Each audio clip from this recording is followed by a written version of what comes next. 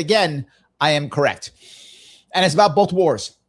It is about the one in Ukraine and the one in Iran, both of them, what I've been talking about forever, and how sadly we have simply not learned. We, meaning the US, has simply not learned.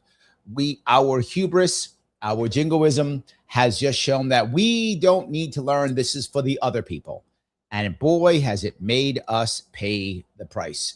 And we laughed. And then the propaganda of we have to make the other guy bad. So everything the other guy does is by default bad. And because the other guy is bad, that means everything he does is stupid. He must be all the things. No, the person could be bad, but still be correct, right? The person could be bad, but still be strong or doing doing the right thing, meaning tactic wise, that still could be true.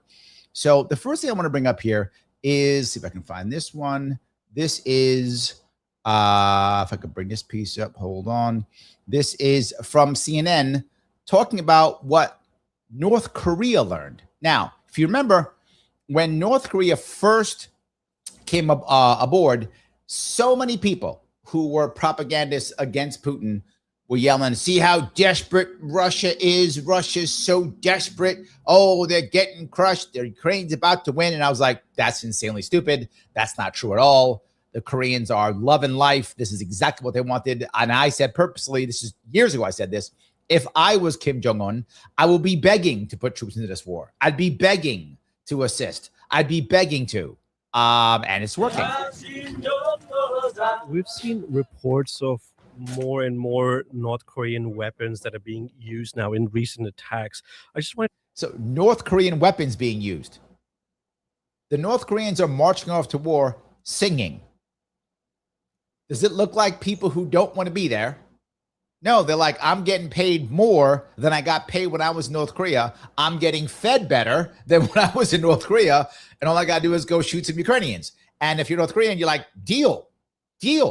And I know it may sound horrible, but they're like, yeah, that's good. I get paid more, eat better. My family gets paid. I just got to go shoot some Ukrainians. All right. They don't care. to ask, what kind of weapons are being used and how is that changing the realities of the battlefield? From what we know from our intelligence sources is that North Korea has been using Ukraine as a test ground for these missiles because the test ground for the missiles. Literally what I said. Test ground for the missiles. So you gotta figure out, does this shit work? How are they gonna bomb South Korea effectively? If they don't know they got us bombed this missile technology, well, we'll just give it to the Russians to fire. And then we'll go there and we'll fire it and we'll figure out how it works and we'll see if it gets better. And guess what? It's getting better. first time they were used around 2 years ago. They were quite imprecise. Now they've gotten much better. North Korea had its personnel on the ground. It had the engineers to improve that. So this North Korea is learning from this war and its weapons are improving here. Yep. If you think back to the first days of the full-scale Russian invasion, I don't think anybody in Ukraine could have imagined the scale of the onslaught. I could have from Russia. But then several years into the conflict, I don't think anybody could have imagined North Korean troops being engaged in battle with Ukrainians. Someone could have figured it out. That person's name is Larry Sharpe, but that's soldiers, or large numbers of North Korean weapons being felt, their impact on the battlefield as well. Beside their ballistic missiles, which are, of course, the major threat for the civilian population, Russia has received millions of ammunition and artillery rounds from... Yes, and these aren't just gifts. They're buying them. They're buying them. The North Korean economy, I'm not making this up, is in a boom right now. I mean, it's still a North Korean economy. So boom is relative, obviously. But still, for North Korea, they're having a boom right now because I guess you got to pay a little extra for that slave labor right now. So there we go. North Korea being shipped and also some of the other military equipment. We can definitely say that if it wasn't for the North Korean help, Russia would have had shortage of both ballistic missiles, artillery rounds, and of course of the personnel.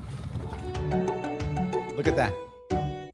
That part is what I wanted to show you. That was North Korea. All right. Now I showed you a bit of North Korea while I'm there. Now let me show you what's happening in Ukraine. That was from like last week. This is from that was from today or yesterday. This is also everything I show you to the best of my ability is always recent. I don't want to show you older stuff. I want to show you recent stuff. This is what's happening in Ukraine from the Daily Mail. Now, Daily Mail is completely Ukraine apologies. Everything, Ukraine's always winning, Russia's always losing, which is not true, but that's fine. Logistics vehicle carrying fuel to a frontline position. There's nobody in that vehicle.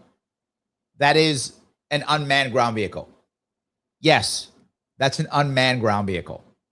They now use that vehicle to move stuff around. Now, why do I tell you that? Where were our people on the ground in Ukraine? Where were our people on the ground figuring out how stuff works? Clearly fucking nowhere.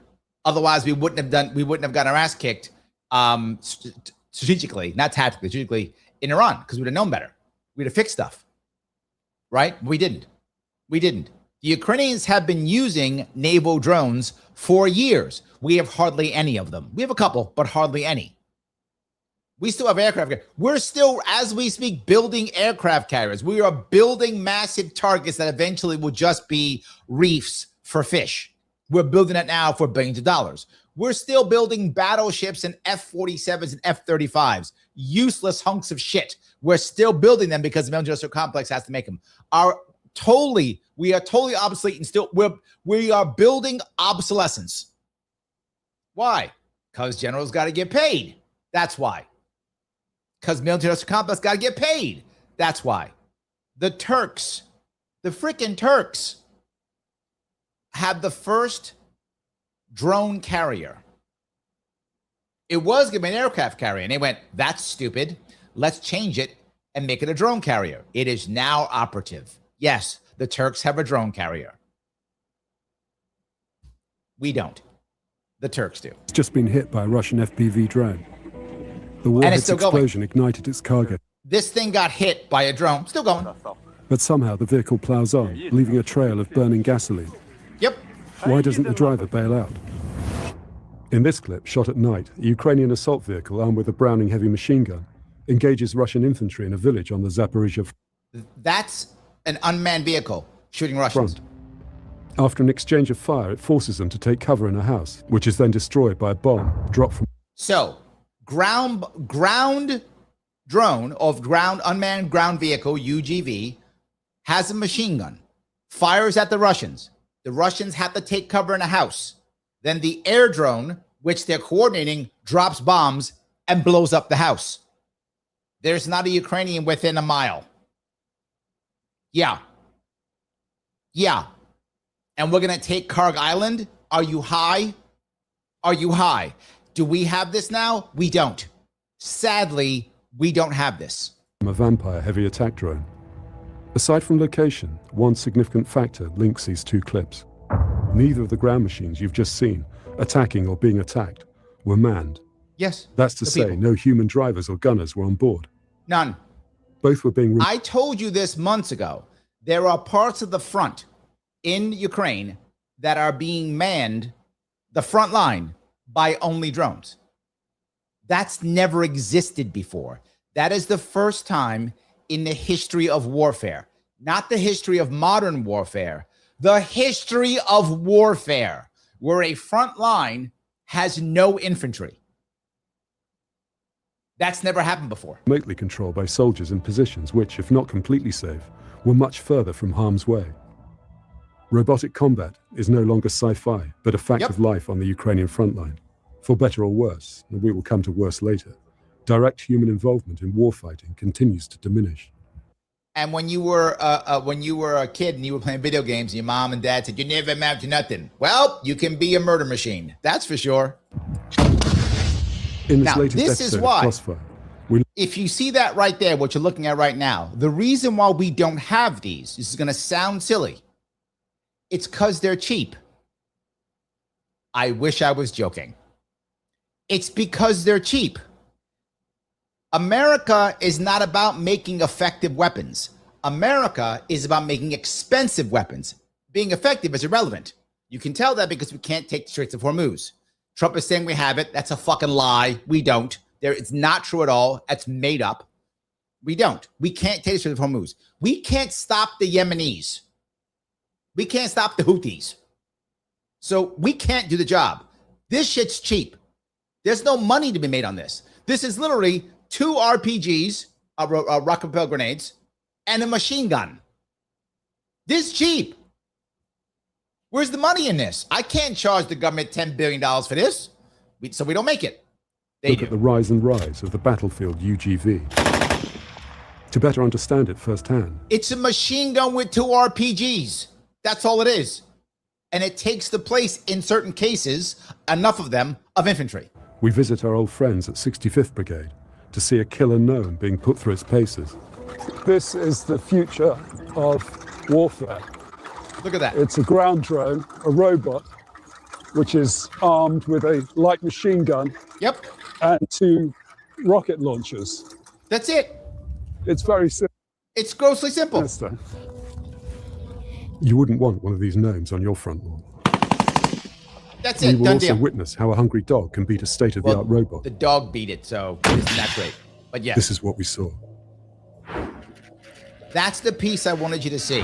This is the future. Stands for unmanned ground vehicle. This is the future. These machines are also referred to as ground drones to distinguish them from their aerial brethren. The Chinese which do. Now Oh, it gets worse. The battlefield. Oh, I'm not even done. Last I wish year, I was done. Crossfire There it is. visited Hatia Corps on the Kharkiv front. Look at that. Looks like a dog.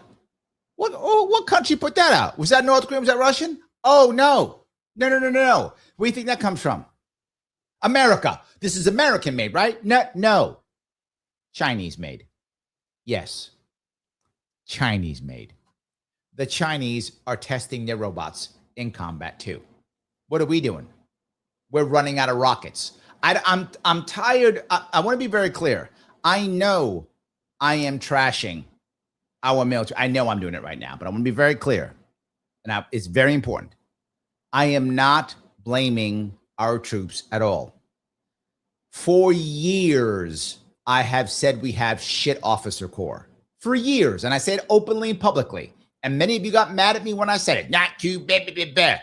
I've just shown it to you. Why aren't we doing this? It isn't the troops' fault for this. It isn't the Marines' fault or the sailors' fault or the soldiers' fault. It is the admirals and generals who should have had this done, but they won't because they are taken by the military-industrial complex to make expensive weapons that don't fucking work, that are ineffective, that are expensive and useless, versus a cheap little fucking robot dog and a little robot that's got a machine gun and 2 RPGs that can kick ass. You think the Iranians aren't going to have that if we attack? We don't have this. The Iranians will. Why? The Chinese will give it to them. Why? They're doing it now. This is why I told you, if you remember I said that, I was worried the Ukraine war may not end now because the Israelis are still fighting. The Israelis do not want the Ukraine war to end until their war is over. Because if their war ends, all this goes to fight against Israel. They don't want that. Smart. If I was Israel, I wouldn't want that either. Because the Israelis aren't ready for this shit either. Why? Because they're buying our garbage. They're buying our Iron Dome bullshit. They're buying our obsolete, expensive bullshit. That's what they're buying. They don't have this. It's too cheap. The unit is one of the leading exponents of remote-controlled ground robot technology. Yes. We were introduced to RoboDog, a Chinese-designed quadruped. Yes. The Ukrainians are using Chinese. Being used for reconnaissance missions. We were also shown a UG. The RoboDog is recon. I wish I was making this up. UV mounting a machine gun, and another ground drone designed to lay anti-tank mines. This But lays most mines. of the robots were unarmed. They fight each and other. Designed for the purpose of logistics delivery. When Skynet comes online, we in trouble. Maintaining the supply train to the front has become one of the most critical and dangerous tasks in the Ukrainian war. Brona says Russia and Ukraine should declare an armistice and crush Israel. That's what would happen. That's why Israel doesn't want that. They don't have to. It doesn't matter. This is the thing that most don't get. It doesn't matter what Russia and Ukraine do. They can declare armistice. They can decide. It's irrelevant. It's irrelevant. What will happen is all those troops that are now sitting there and are no longer going to fight, where are they going to go? This is I bring this up 1,000 times because people just don't. They think that it's special. It's always the same thing.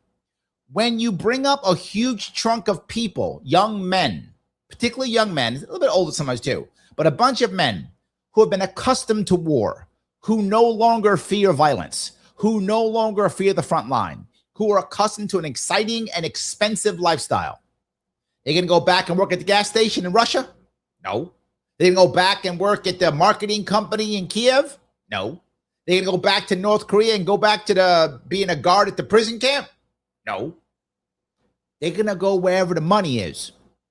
And what just happened, which again I warned you all about, Turkey, Saudi Arabia, and Pakistan just signed the Mecca Accords. And what does Turkey also want? Syria. And what does Israel want? Syria. Right now, Israel can kick Syria's ass right now if it wants to. Absolutely right now could kick Syria's ass. This war ends. The Turks got a military like there's no tomorrow. The Saudis got money like there's no tomorrow. And the Pakistanis, what do they got? They got the nuclear umbrella.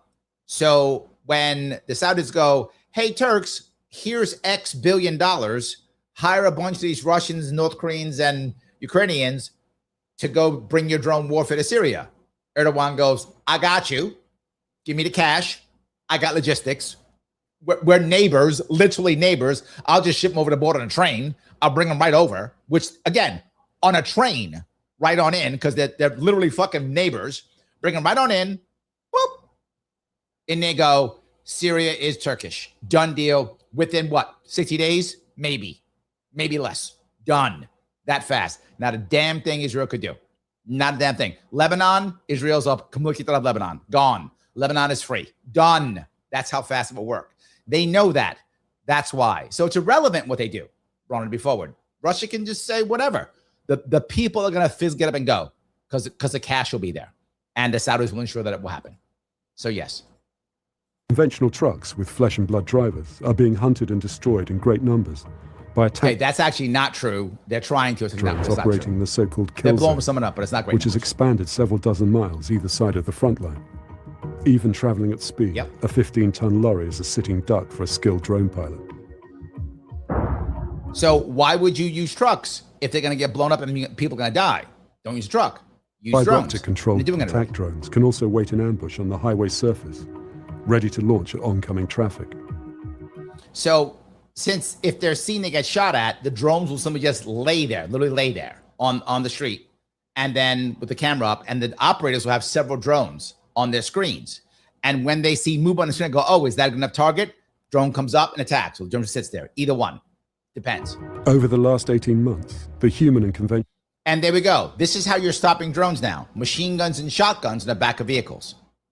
Right? Machine guns and shotguns in the back of vehicles. That's cheap. We don't make that. That doesn't cost $1 bazillion or whatever. No. That's cheap. That's shotgun shells and machine gun bullets. That's cheap. Russians and North Koreans make a lot of them. More than we make. More than we make. And soon that's going to be automated. Vehicle cost of keeping the frontline positions supplied with food, water, and ammunition has grown unacceptably high, which has served to hasten the development and widespread usage of UGVs. Look at these. This year, the Ukrainian Ministry of Defense said it aimed to transfer 100% of frontline logistics to robotic platform. 100% of frontline logistics to robots. I told you AI was going to control the battlefield, didn't I?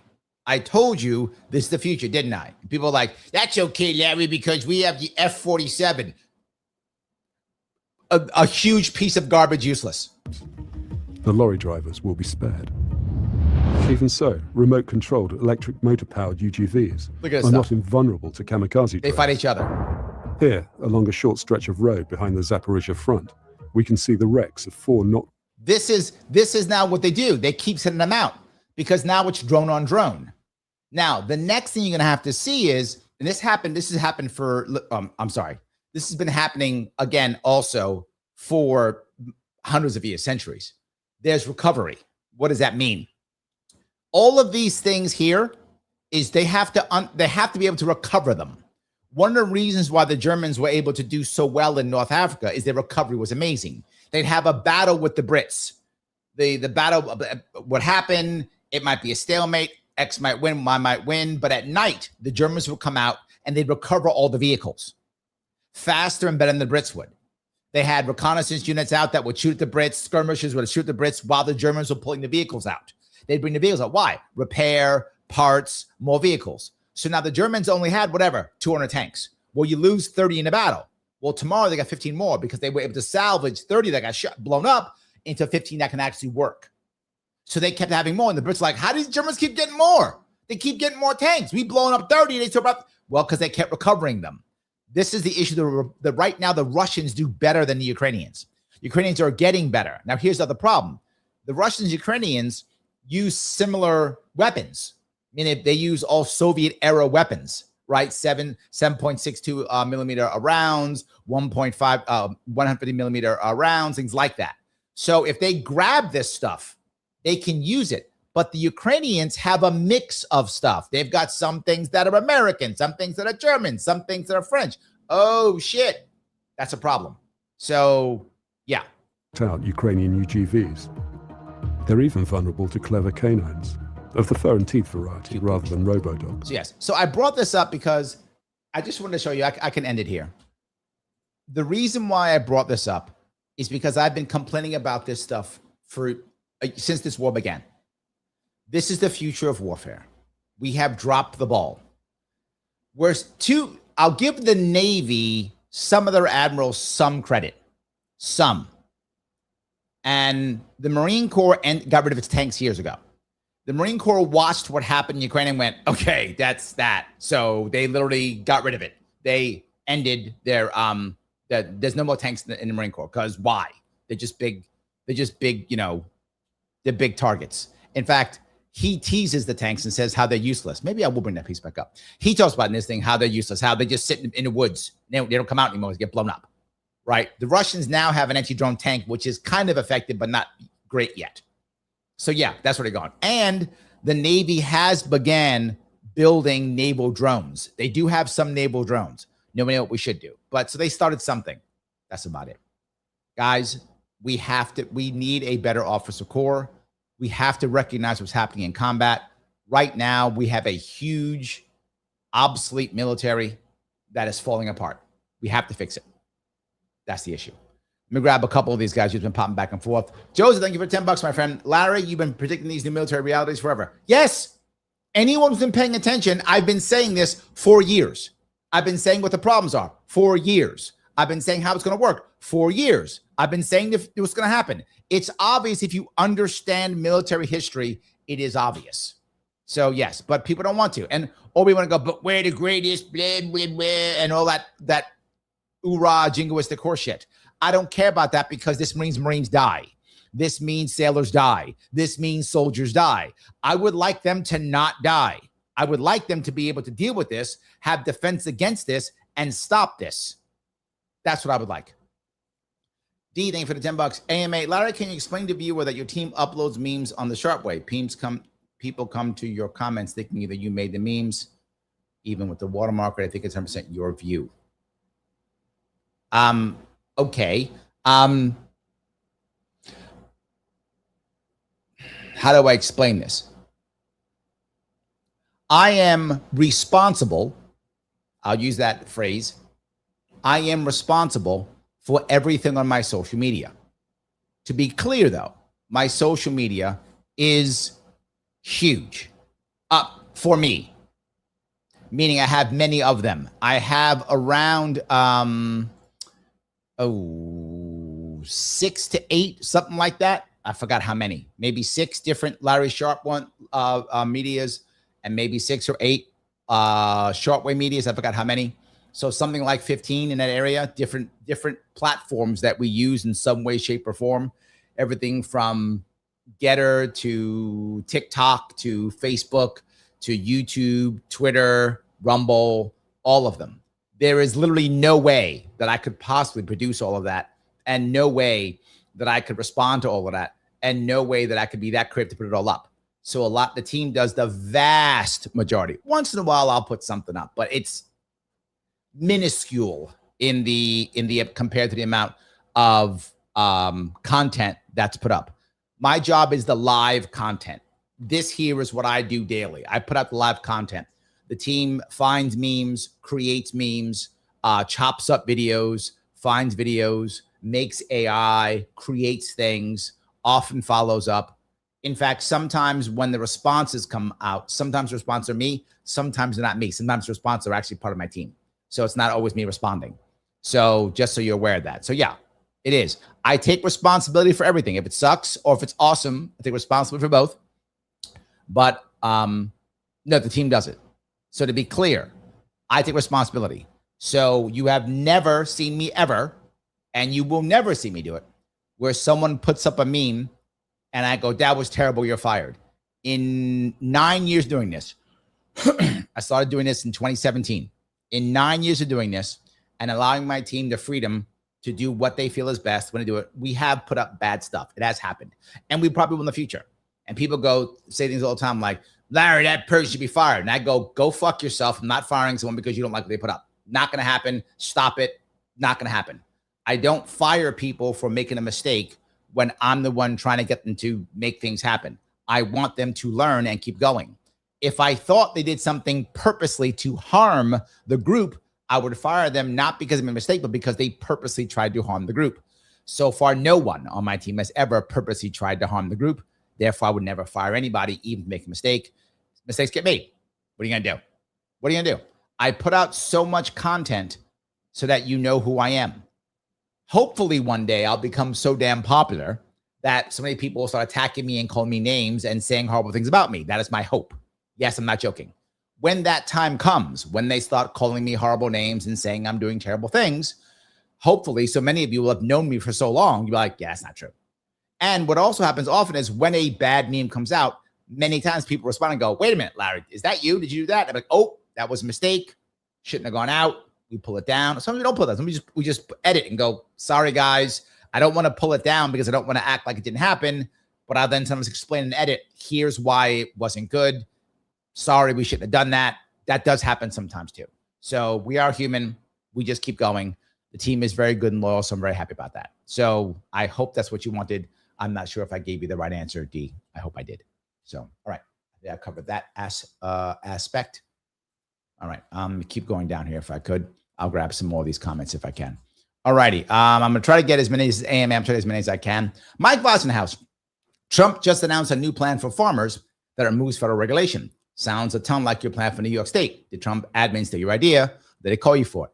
I wish they called me for it. I wish they did. Right now, that plan that I got actually is based off of a Wyoming law. What Mike's talking about is if you want farmers, small farms, I should say, to be able to compete better with the large farms, one of the things that messes them up is having to comply with federal regulations when they're not selling across the state, outside the state, right? So if you're a farmer and you're only selling locally to people within your state, why the hell should you be part of federal regulations? Well, often the state steps in and forces them. It goes, you must. Wyoming said, no, if you're selling only within Wyoming, you are immune from all federal regulatory bodies. Why does that matter? Big ag is always selling across the entire world usually, right? When big ag sells across the world, they have to now follow two sets of rules, whatever their state or local rules are, plus federal regulations. And federal regulations hammer people, particularly when it comes to things like, as an example, slaughtering animals. I mean, they're terrible, right? Well, if now you don't have to worry about that, it makes things a whole lot easier for local farmers. So that's been my plan for 8 years now. Do I think they stole my idea? Yes. Why? Because that has been a Wyoming law for a longer than I did, and I'm the one talking about it. Wyoming doesn't talk about that anymore. It's not a thing. It's like just done. I talk about it. So I'm going to say, yes, Mike, Trump stole my idea. I'm okay. But hey, Trump, give me some goddamn credit. How about that? You finally did something right from me. Give me some credit. That's what I'm going to say. So yes, my answer is yes, Mike. I think he stole it from me. I don't have any proof, but that's fine. So yes. All righty. Let's see here. Michael says the AMA of the Free French Forces of World War II. I'm not sure where that's going with that one, Michael. I'm not sure where you're going with that one. Joseph, thank you for the $5. Larry, don't fire me when I start promoting Kamala's campaign in your channels. Well, you know what's funny? There are going to be people, and I'm seeing it. It's a larger chunk than I thought. I don't think it's breaking 20% yet. I don't think it's there. It's probably more like 10. I thought probably about 5% of people who are pissed off at Trump and are actually going to vote Democrat. Just because someone's mad at Trump doesn't mean they're going to vote Democratic. Doesn't make them Democrats. That's not how that actually works. But there's always a chunk of people who are so pissed off that I'll teach the Republicans and they're going to go vote Democrat and teach them a lesson. There's always a chunk. Usually that chunk's actually pretty small, less than 5%. I think it's more like 10% now, which still isn't massive. But in those swing states, particularly if the Republicans don't show up to vote, the I'm going to teach Trump a lesson vote, I think might be more effective than I thought it was going to be. People are really starting to get pissed off and it's starting to grow. And I got to tell you, the Democratic rhetoric is just better. It's better. And the Republican rhetoric is non-existent. It's non-existent. Yeah. I'm going to do a show next week on this. Trump is finished. He has to change everything today. Like I said, August is last month. There's only like 3 more days in August. Trump, if you listen to me on the farm thing, you better listen to me on this one. Change everything this weekend. Act like nothing happened. It's all over. Leave Iran. Say you won. Have a parade and come back home and fix this country. You got a shot. You got 3 days. You don't do it by September 1, ball game is over, and you are going to watch everyone begin to turn on him. He's got 2 months, and watch them all start distancing themselves and walking away and going, Trump, who's Trump? Oh, Trump, I don't know any Trump. You're going to see it happen. You'll see it by November. Done deal. 3 days. That's all he's got. Well, he's finished. That's the end. So anyway. All right. If I walk down this road here. All righty. John says, going back to the day, some jobs easy to see performance. Made X called, sold Y products. However, many need someone to be there 24/365 just to make sure things run right. Utilities. 1 of 2. Okay, in order to see if I can find your second one, John. There we go. Okay. Do we want cops pay based on arrest or tickets issued or firefighters based on? No. There's always a way. Just because it's challenging means it's impossible. You could pay the last thing we do is what we do now. We reward cops, not necessarily pay them based upon arrests or tickets. That's terrible and it's common, right? Why wouldn't I instead say reward a police force? Again, assuming that my point earlier about police forces, people should be policed how they want to be policed, right? How they want to be policed. That's the most important piece. Let people have the police forces they want. They prefer the sheriff? Okay. They prefer a police force? Okay. I'm not mad either way. They want cops on every corner? Awesome. They want cops hanging out in their place till they get called? Okay. Not mad at all. You get policed how you see fit. I'm not mad at that. So assuming that will be the case and that police forces will be hired and or fired by the local people, how they're dealt with, or sheriffs, or whatever the case may be, why couldn't you do it simple by giving cops a yearly bonus based upon how satisfied the people are? A simple poll, a plebiscite, voting. What's wrong with that? What's wrong with that? In fact, I've already said it before. If you want to make unions, public unions, fair, the problem with public unions is they don't negotiate with the people who pay them. They negotiate with the governor or the mayor. Well, it's not his money. So they're all on the same side. So unions, who cares? They should all of their contracts should be done by ballot initiative. So the people vote. Insanely simple. I feel like my cops are doing exactly the right job. I'm very happy with how they're doing it. I don't care if they make 1 arrest or 14,000 arrests. Am I safe? Are they taking care of the things that I care about? Right? Whatever that is. Great. I grade them, whatever, 1 through 10. No, I don't care. You make it up, whatever. If you get graded at a 9, you get a bonus, or you get more time off. It doesn't have to be cash. It could be time off. It could be points towards retirement, whatever. There's many ways you can do it. Would you have to be creative? Maybe, but so what? What's wrong with that? What's wrong with that? It doesn't matter how many arrests the cops make if I still don't feel safe. Does it matter how many tickets they're writing if I'm just getting hammered and I can't pay my bills? I don't care.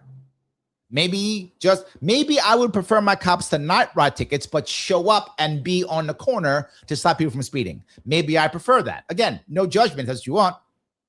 That's what cops are there for. So I think that's how you handle it. If that makes any sense, right? So it absolutely can be done. Just because it's hard doesn't make it impossible. That's all. So, all righty. Let's see here. Where am I? Bronna says, I had a personal issue today, so no quotes, but I hear this episode may be a little bit F-bombs, so I'm happy to count. Is that how we do it? Maybe not. I don't know. Maybe not. We'll see. All righty. Scott, Larry, 1, would you change, amend, or limit the 6th Amendment? If so, how and why? 2, would you change, amend, or limit the current Tax Payment Act of 1943? If so, how and why? I don't know what the current Tax Payment Act of 1943 is. Let me look at that real fast. It's a Tax Payment Act. I'm not sure what that is. Hold on, and then I will tell you. A lot of people always assume that I know all of it, and I appreciate the vote of confidence that I happen to know what the Tax Payment Act of 1943 is, but I don't. All right. Oh, it's the pay-as-you-go tax system. Okay, withholding federal income tax. Okay, thank you. Okay, now I know what that is. Okay, so you're saying basically allowing tax withholding. Okay, 2 pieces. 1, I think the whole concept of income tax is terrible. The problem is if you just end income tax, 2 things happen. Number 1, we'd go broke because we spend so much money on goddamn income tax. You have to slowly get rid of income tax. I wish you could just get rid of it. So if I would change the amendment, here's what I would do. I'd make the first self-destruct mechanism with an amendment ever. And I think that this is not a bad idea. So I would change the amendment or whatever, make the next one. 28th is the next one, 29th, whatever our next amendment would be. I think it's 28th, right? Whatever the next amendment would be, I'd make that amendment and I would say income tax is a flat tax. There are no exceptions. There are no exemptions. There's no anything, nothing whatsoever, no exemptions. But the tax starts at the 40th and $1. So $40,000 and less, there is no tax. It starts at 40th and $1. You get taxed on the $1 at 40,000 and up. When it comes to individuals, when it comes to businesses, well, that's income tax, so I don't count that. I'll just do income tax, the 16%. So that's at 1% and above. And that tax is a flat 9%. Why 9? The church wants 10%. You ain't better than God. You get 9%. That's where it starts at 9%, and it goes down 1% every year for 9 years to 0. And that's when the amendment is now gone, and you may not tax income anymore. Done. So I would go to 9%, drop 1% per year for 9 years, and then in the amendment, it goes away, right? Now, what does the amendment say? The federal government may no longer tax income. Done. So you got 9 years to phase out income tax. Now, what will happen? People will try their damnedest to stop that. Hopefully, if I could be president for at least 8 years, I'd veto every goddamn thing till it's down to 1%. And at that point, no one would miss it. The next year it's gone. It could work. So that will be how I would fix it. The idea of the current Tax Payment Act 1943, this is a terrible idea. I mean, I'm sorry. If you're a government, it's a wonderful idea, right? Because now you never see your tax. You get a tax refund. I mean, psychologically brilliant, right? If I'm government. But me, because I hate government, of course not. No. I want you on April 15th to have to write that check to the government. Yes, I want you. Look how much money you made. And again, in this case, there's no exceptions. So there's no need for your accountant. You don't need him for that. You need for other things, but not for that. No need for H&R Block. That all goes away. Doesn't matter. But Larry, I gave to this. Don't care. No exceptions. I paid. Don't care. No exceptions. I gave a gift. I don't care. No exceptions. 9%, 8, 7, 6, 5, 4, 3, 2, 1, gone. That's it. So I made 50 grand this year times 0.09. Write the government that check. Oh, you're going to hate writing the government that check. You're going to hate writing the government that check, and that's the point. Next year, you're going to, whatever you made $6,000 times 0.08, write the government that check. Boy, you're going to hate writing the government that check. And that's my point, Scott. And then next year you make 70 grand and you got to pay 7% times 0.07, write that check. And by the time you're down to writing that 1% check, you'll be good. This is the last time ever writing a government check again. Yes, that's how you break income tax. So 9% down 1% per year for 9 years down to zero. And the Tax Payment Act 1943 removed completely. You want to pay your taxes? You pay your taxes. Now, what would happen? Eventually, as people get tired of doing that, then they're going to see how the state works, and they'll rebel against the state. The state will also want to eventually, all states will eventually over time stop doing income tax also. So over time, I'd break the states by default of that. So yes, that's how I would handle it if I could. Obviously, I'd love to get rid of it immediately. I just understand, again, my biggest worry is when you put people into fear and massive disruption, they always beg for more government. So I have to make it to where they don't beg. I've got to be able to break them just enough without them begging for more government. And that's why I wouldn't just eliminate it. This is why I would go 9 years to zero. I hope that makes sense at least. So, all righty. All righty. If I can grab this piece here. All righty. Mike asks again, did you see how New York judges gave Rockstar Games private citizen data in violation of the Fourth Amendment? That's so broken. And I bet Rockstar donates big to dams in 2026. So corrupt. Do you agree? Yeah, look, this is funny. There are a lot of people who are talking about anytime you use any large data software or hardware or app where it's data intensive, don't use American companies. I've heard people say this, that don't use American companies. Why? You don't want your data going to China. You want your data going to Turkey. You want your data going to Ukraine and Russia. Why not? They can't put me in jail. I know, sounds horrible. They can't put me in jail. And they won't give the data to the American government. The American government goes to China and goes, give me your data. China goes, no. Well, you have to. No. I'm China, no. Russia, give me data. No. Rockstar Games, here, take it. Take all the data. Take it all. Meta, take all the data. Take it all. Just give it all. Take everything. The Chinese will try to sell me something on TikTok. They'll try to sell me Temu stuff or whatever. Or the Russians will try to, I guess, I don't know, make me give them Bitcoin or something in some kind of scam, perhaps. I don't know. Whatever they'll do. But they ain't put me in jail. American government? Oh, I'm going to jail. So let the Russians and Chinese have my stuff. So yes. But of course, they should have told them no. They should have just said no. The judge said so. I don't care. No. But it's possible crimes. No. Now, here's the problem. Mike. They will tell you from Citizens United that corporations are people. That's what they tell me, right? Well, if they're people, they have Fifth Amendment protection, don't they? If they're people. Fifth Amendment means they can decide to not give you any information. Why? Because they may be incriminated. The corporation is a person. Don't want to incriminate the Rockstar Games. So Rockstar Games should have stood on the Fifth Amendment and said, I would love to give you that, but I'm going to, under my attorney said that I may take the Fifth Amendment and not provide you information. I may incriminate myself. So corporations are people when they want to be people, but not when they don't. Absolute garbage. Stop giving information. I never trust the government for anything. It's all garbage. But yeah. Anyway. All righty. Missy is in the hospital, but she's rehabbing. So yay, Missy. I like that. Yes, I'm happy. And this is AMA, lie with Trump putting out a pic of the best president in history. Do you think you could correct the rankings? I don't know if I could, to be very forward. I don't have enough. I don't have enough information on a lot of like the Millard Fillmores.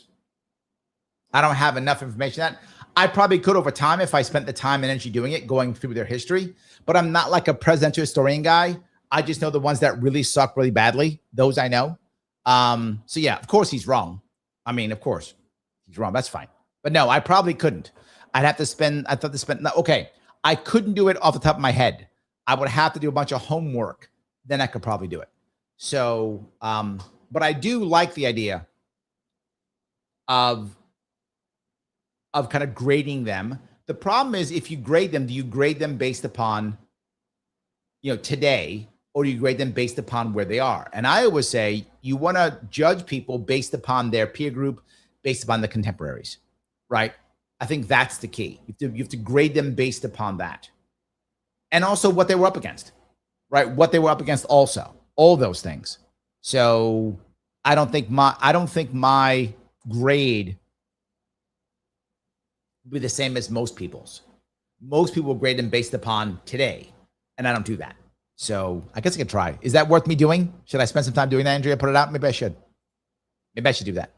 So, all right, Joseph says, Larry Sharpe, campaign slogan, it's all garbage. True. It's all garbage.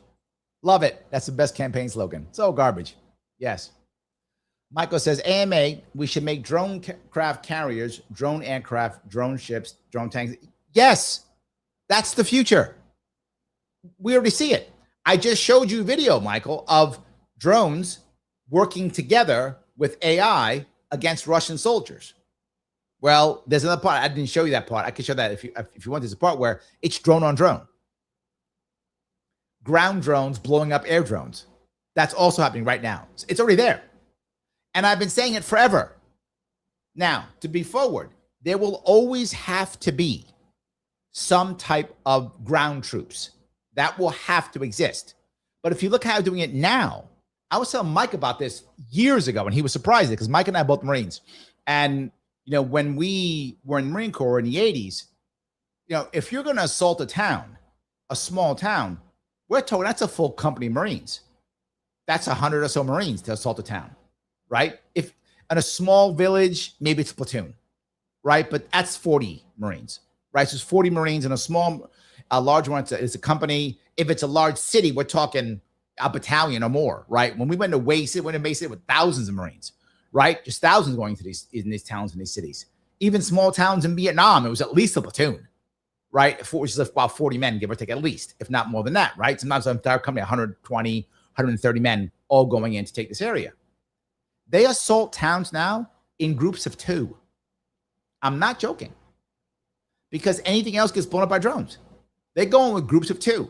And they go in assaulting a small village, a hamlet, which is like, 10 buildings, 20 buildings is the entire hamlet or town. They'll send in 2 soldiers at a time. 2, then 2, then 2, then 2. That's why it takes so long to capture these areas.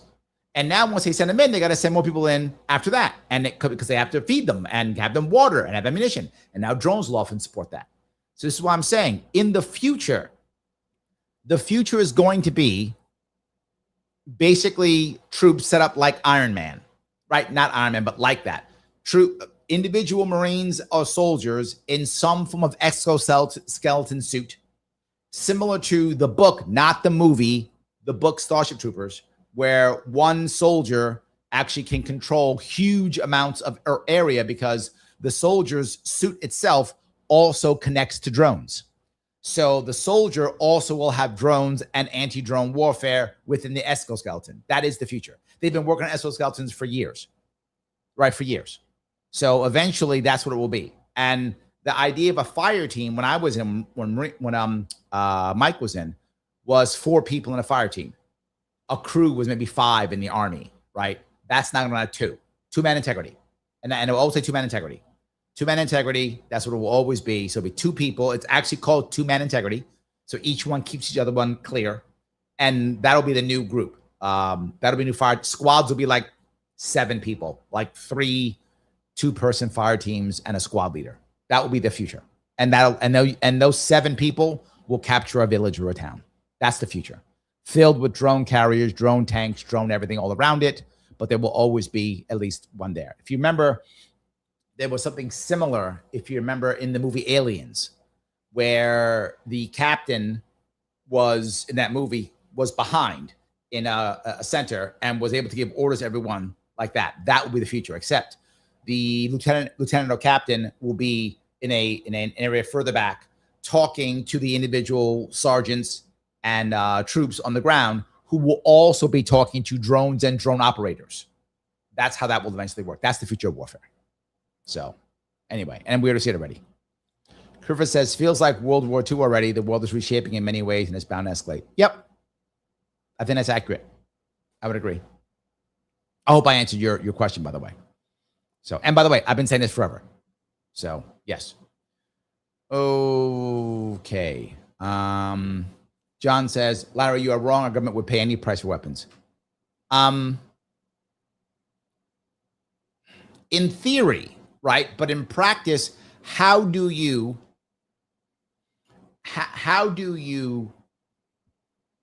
validate a weapon that literally, and I mean literally, Marines could make in the field? What you just saw there, I'm not making that up. Marines could make that in the field, right? We could take chunks off of our tanks, which we've gotten rid of now, or just use some large tires from our wheeled vehicles, maybe our LAVs, or maybe our Humvees, or even our 5 tons, weld together these vehicles and make them ourselves. Literally, we can make them ourselves. How are you going to validate paying $1 gazillion? Now, could you? Yeah, but the way they make their money how it works now, for those who don't know, is some company, Lockheed Martin, goes to the government and goes, hey, I think we could make this cool thing. We designed it. And the government goes, oh, great. You know what? We'd like that cool thing you could make. How much will it cost? Well, we're going to start working on it. So give us X million dollars. And because they care, I'm not joking, because they care about being corrupt, they only get a percentage over what it costs them to make it. I wish I was kidding. I'm not. How did it decide what it costs to make it? They decide. Yes. That's how that actually works. Versus saying, hey, I've made these things. Would you like to buy them? That's not what we do.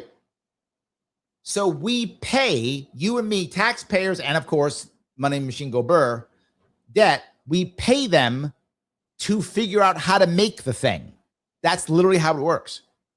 That's why we start making it takes 30 years and it's always more expensive and they just keep paying because we've now put money in the money pit. That shit should end immediately.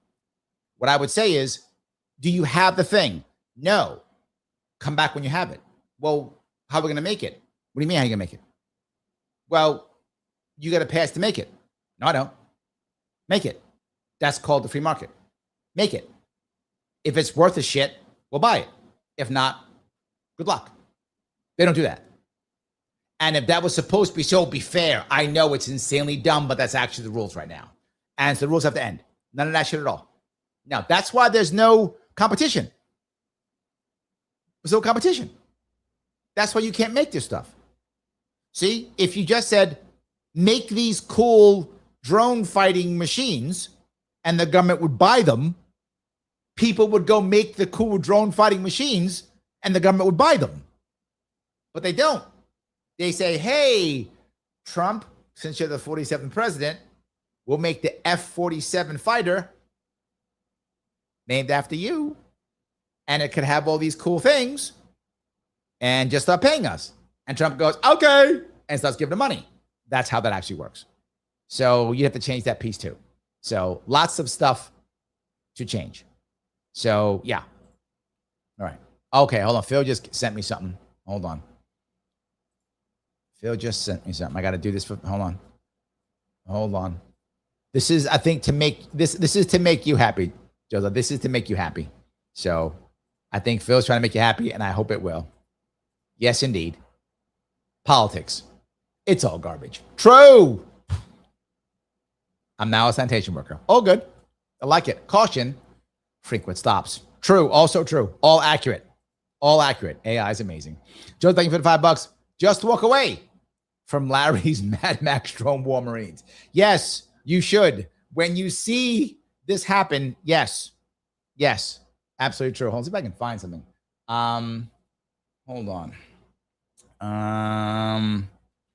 Was it Heinlein who wrote that? Heinlein wrote that. Yes, Starship Troopers.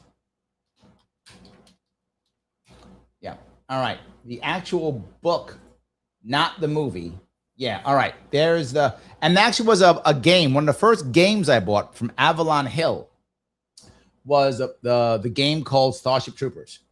So yes, hold on. I'll give you that. There's some photos. I'll see if I can find some.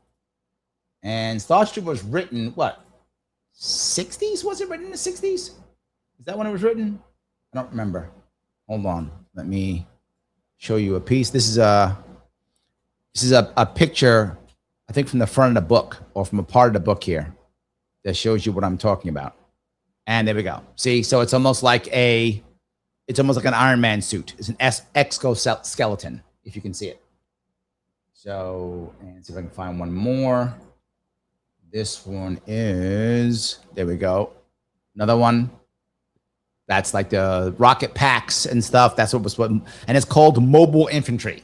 That's what they were called. MI, the mobile infantry. So yeah, and this was written, I think, in the 60s. Yeah, 67. Yes, written in 67. So he knew what the future of warfare was back then, right? So that's what it was. It was the mobile infantry. This is what it was all about. He was right back then. And then here is actually, for those of you who don't remember, this was actually the, if I can find it here, this was the board game. I actually own this board game. I don't have it anymore. I don't know what I did with it. I must have lost it somehow, but I actually had this board game. This was the board game from 1976. I had it when I was a kid, and you could play the board game. True story. This is the rule book. Bugs, Mr. Rico. Zillions of them. Yes, the actual board game for the Starship Troopers. And this us playing, freaking geeks. Yes. So, anyway, that is the future of warfare. Hope that makes sense for some of you. You can see that. So, all right, I'll keep going if I can. All righty. Let's see here. You guys going back and forth. Michael says the Ukrainians have all the systems in place they borrowed from Call of Duty with micro credentials. Try to kill every kill they make real life. Yes, they actually are trying that. You're correct.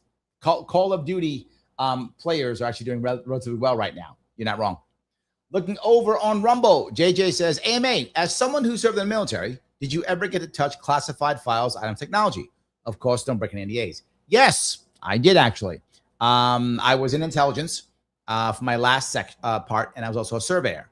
And I was one of the people, there were many, it wasn't just me. I was one of the people who tested the original GPS.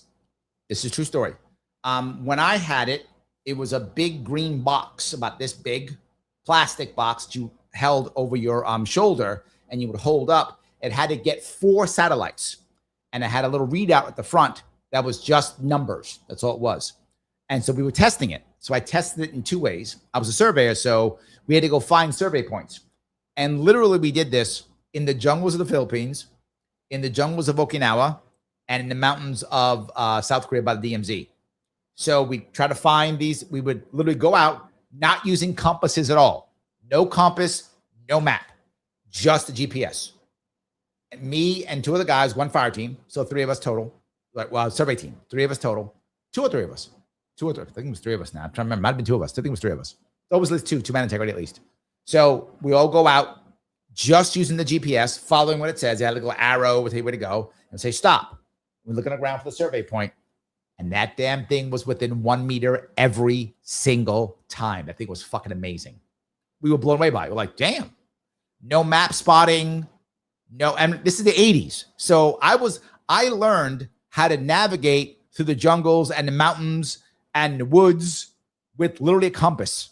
That's how I learned how to navigate, right? I learned how to survey with survey equipment. We had the big survey things, the plums, the whole deal, all camouflage. We would survey in radar sites. We would survey in artillery pieces. So we would did it all with this. And I was one of the first people who actually back in the day, now it seems silly now. I mean, this is 40 years ago. But back in the day, we didn't have the laser guided bombs the same way you have now, and the GPS guided bombs. We didn't have that. So you could, if you wanted to, we have what was called a mule. For those of you older remember what the mule was, literally it was like you'd hump this thing out as a forward observer onto your observation post, and you would fire the laser onto a target, and it would basically light the target up for the bomb or for the fighter, and the fighter or bomber would bomb it, right? So you'd know it would hit. It was basically, you would paint the target and it would blow it up. That's how it used to be back then. That was top of the line back then, right? Well, the problem is, even when doing that, that plane or that chopper or that helicopter helo would still be seen by the enemy and could be blown up.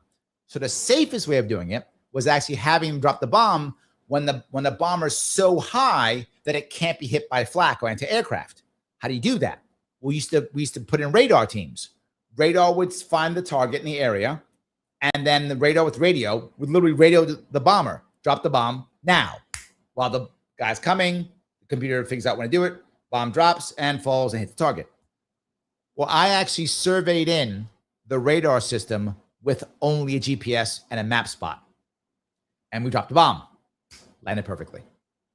So I think, yes, I was part of that. Again, I'm not the only guy who did it. Plenty of Marines, I'm sure soldiers did it too. But I was part of it. So that was the first time that I know of, was the first time we had dropped the bomb from a height where you couldn't shoot it, using a GPS surveyed in radar point. Never done it before. That was 1989, 90 in that area. I forgot. 90, 89 in that area. Some in that area. I forgot when it was, but something like that. So yeah, that was the first time we had done that. So anyway, interesting stuff. Hope I answered your question. So there we go. Keep going down here if I can.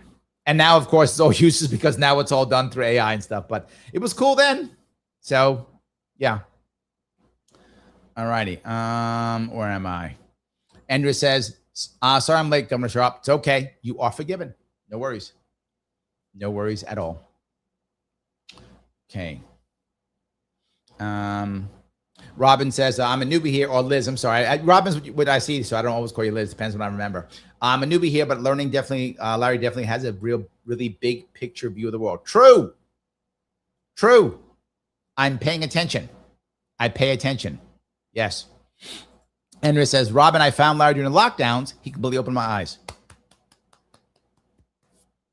Brona says, off topic AMA, but what the F is taking this along with this ship-brain jury of the Lindsay Clancy case? There's a cultural problem here, Bronner. And a lot of you aren't going to like this. But it's a cultural problem. And the cultural problem is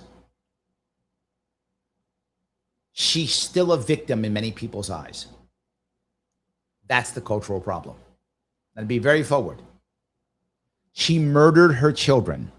She is not a victim at all. But culturally, she is.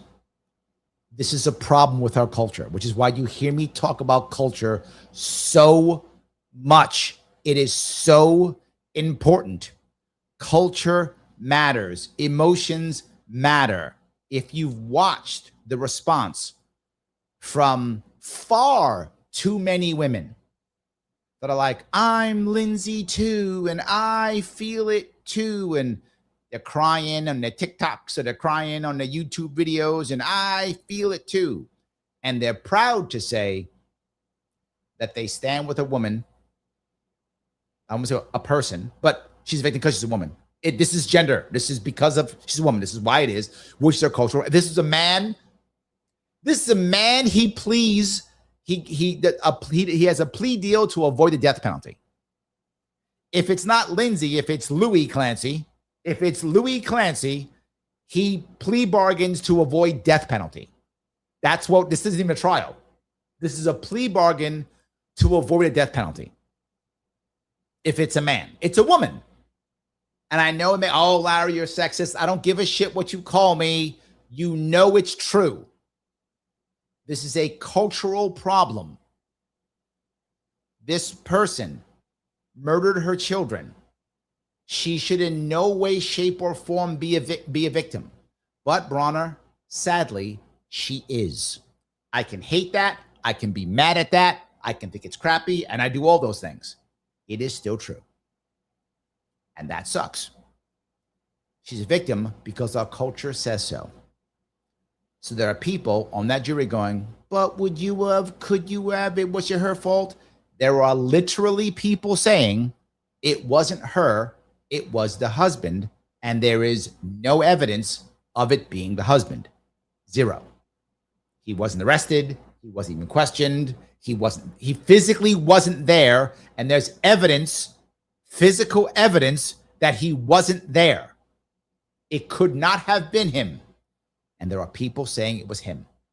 And that she is so broken as a spouse and a wife that she's taking the fall for him because she admitted to doing it. Think about this, Bronner. She admitted to doing it, and she's still on trial. Why? Why? She admitted to doing it, and she's still on trial. Because she's still a victim, even though she murdered her children. This is the cultural problem I keep talking about. This is how we are broken. We are broken, and we care about bombing Iran. Fuck Iran. Women who kill their children are victims. Do you think I give a shit about Iran?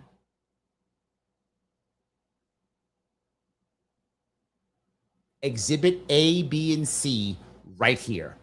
Why do I give a shit about naming the Lake Ontario, Lake America? Women who murder their children are somehow victims. The rest is just garbage. So I hope I answered your question. I know that was a crappy one, but I did. All righty. Let's see here.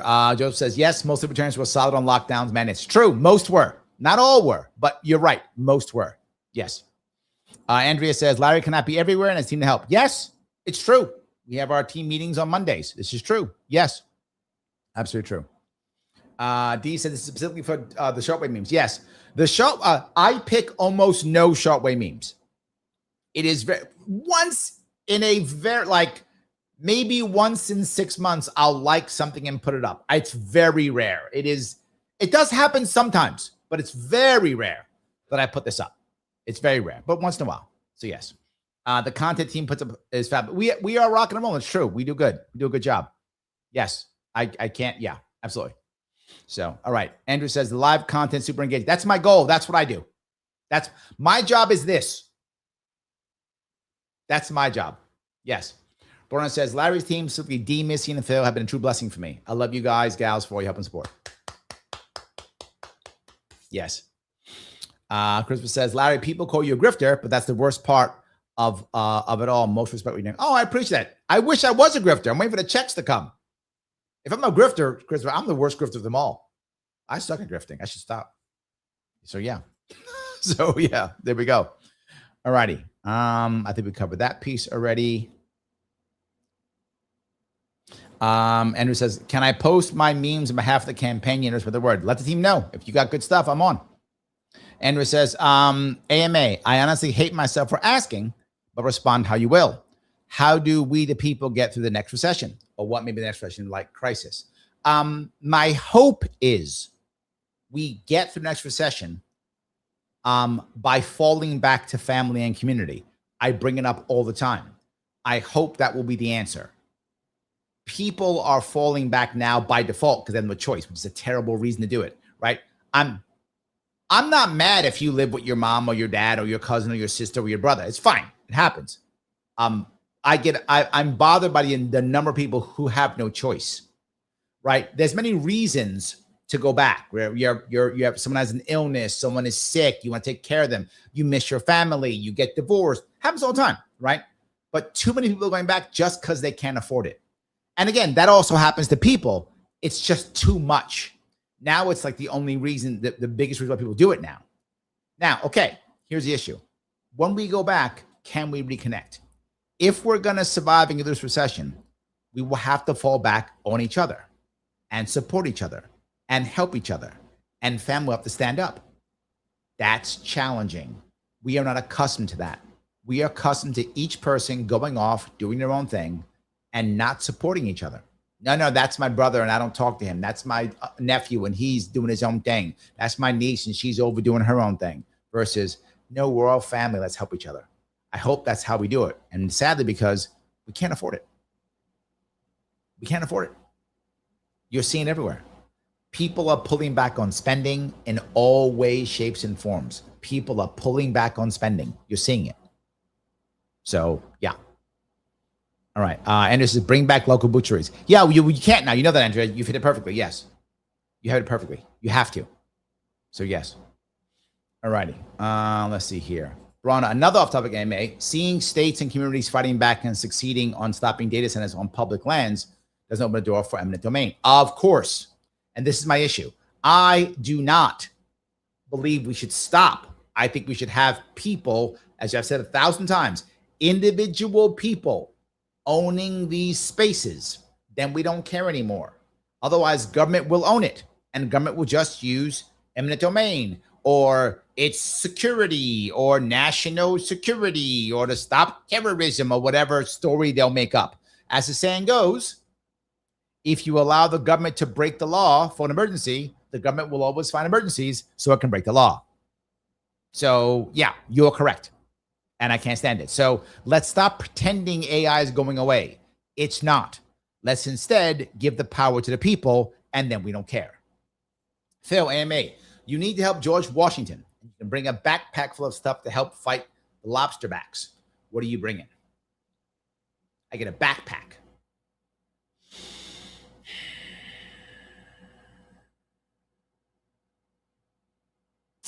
I think I bring plans for a Gatling gun. A Gatling gun could have been built in the 1700s, and we had enough material to do so. So I think I would have brought that for Gatling guns, and I think three things could have swayed this. Three things, maybe four. Gatling gun plans, which they could build there when they're bringing anything physically. So plans to make a Gatling gun, right there, number one. Cheap rifles, the potato masher hand grenade, balloons and gliders. There we go. I think if I had those, yeah, balloons and gliders would have been the perfect recon. Gatling gun to fry the Brits in formation, and the rifles for long-term sniping. I think he wins the war. He wins the Battle of Brooklyn, Battle of Long Island. He wins that.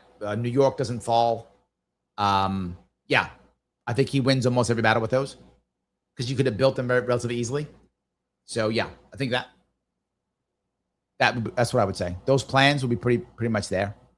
As long as I had those plans, again, since it's only a backpack, I don't want to bring anything that they couldn't make, right, with what's there, which with what they had, I think that's what I would have done. Because you could have made all of those. You could have made a potato masher because you pull it's a fuse, right? You could have made that. So yeah, you could have done that. The World War I potato masher. So yeah, I think they could have made that then. I could be wrong. So yeah. D says more F-bombs so Phil gets arms like Larry's. So yes. All right. Nooner, thank you for $10. Larry, reason why protests failed in Syria because U.S., Israel, Turkey, Persian Gulf allies backed jihadists. Protests did work in 2014 Euro-Maidan revolution. Reason why Putin invaded because he's Eurasianist. I don't know why we're back to the protest thing. I think we've just crossed here. What you mentioned, when you mentioned protests, I did not work in America, which they don't work in America. I didn't talk about overseas. I guess maybe they do. I don't know. I haven't really paid that much attention. But no, in America, they don't. That's all I've ever said. They don't work in America. It's not a thing. The closest thing that ever came close was Occupy Wall Street. And that did not work, but that was the closest to working. And that didn't work. But that was the closest. That's where I am. So, Adam, thank you for $5. Love the AMA. Calling out from Rochester, New York, and it's a bit wild how people are reacting to the Lake Ontario thing here. I voted for Trump, but come on. It's useless. This is my point, Adam. If the socialists win, it will be because the Republicans failed. They have no answer. Their answer is Lake America and bomb Iran, when the two things I just mentioned, right? which is the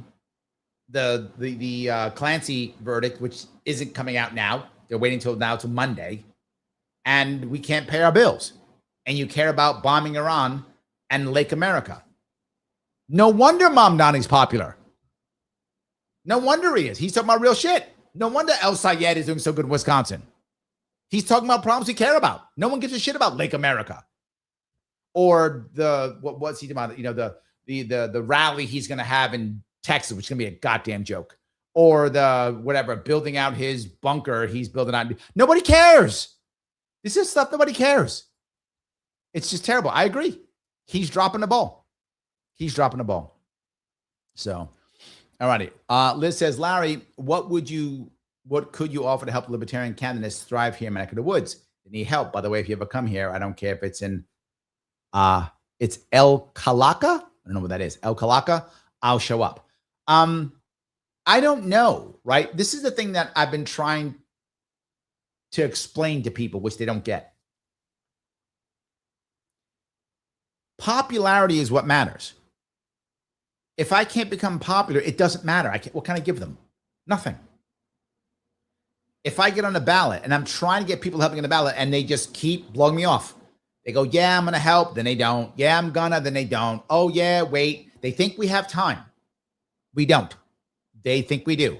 And the worst part is they're going to get mad at me next year. They're going to blame me because that's what always happens. Larry, what happened last year? Asshole, when I was begging you to help, you walked away. That's what happened. When I told you to call me, you had something else to do. When I told you to write me a check, you said, now can you work? Or whatever stupid shit you told me, an excuse you made up. That's what happened. And it happens constantly. Almost every week. Someone's like, yes, oh, you're right. Then they don't. Oh, I'm gonna. Then they don't. Happens almost every week. Someone says they're gonna, then they don't. They were gonna, but they can't, whatever. And eventually we're like, well, my God, we can't get ballot access. I know. If I get ballot access, which I'm still fighting for, I haven't given up still. I've got another week or so before it's a drop dead date. But if I get in the ballot, I'll have ballot access. I will gain a party.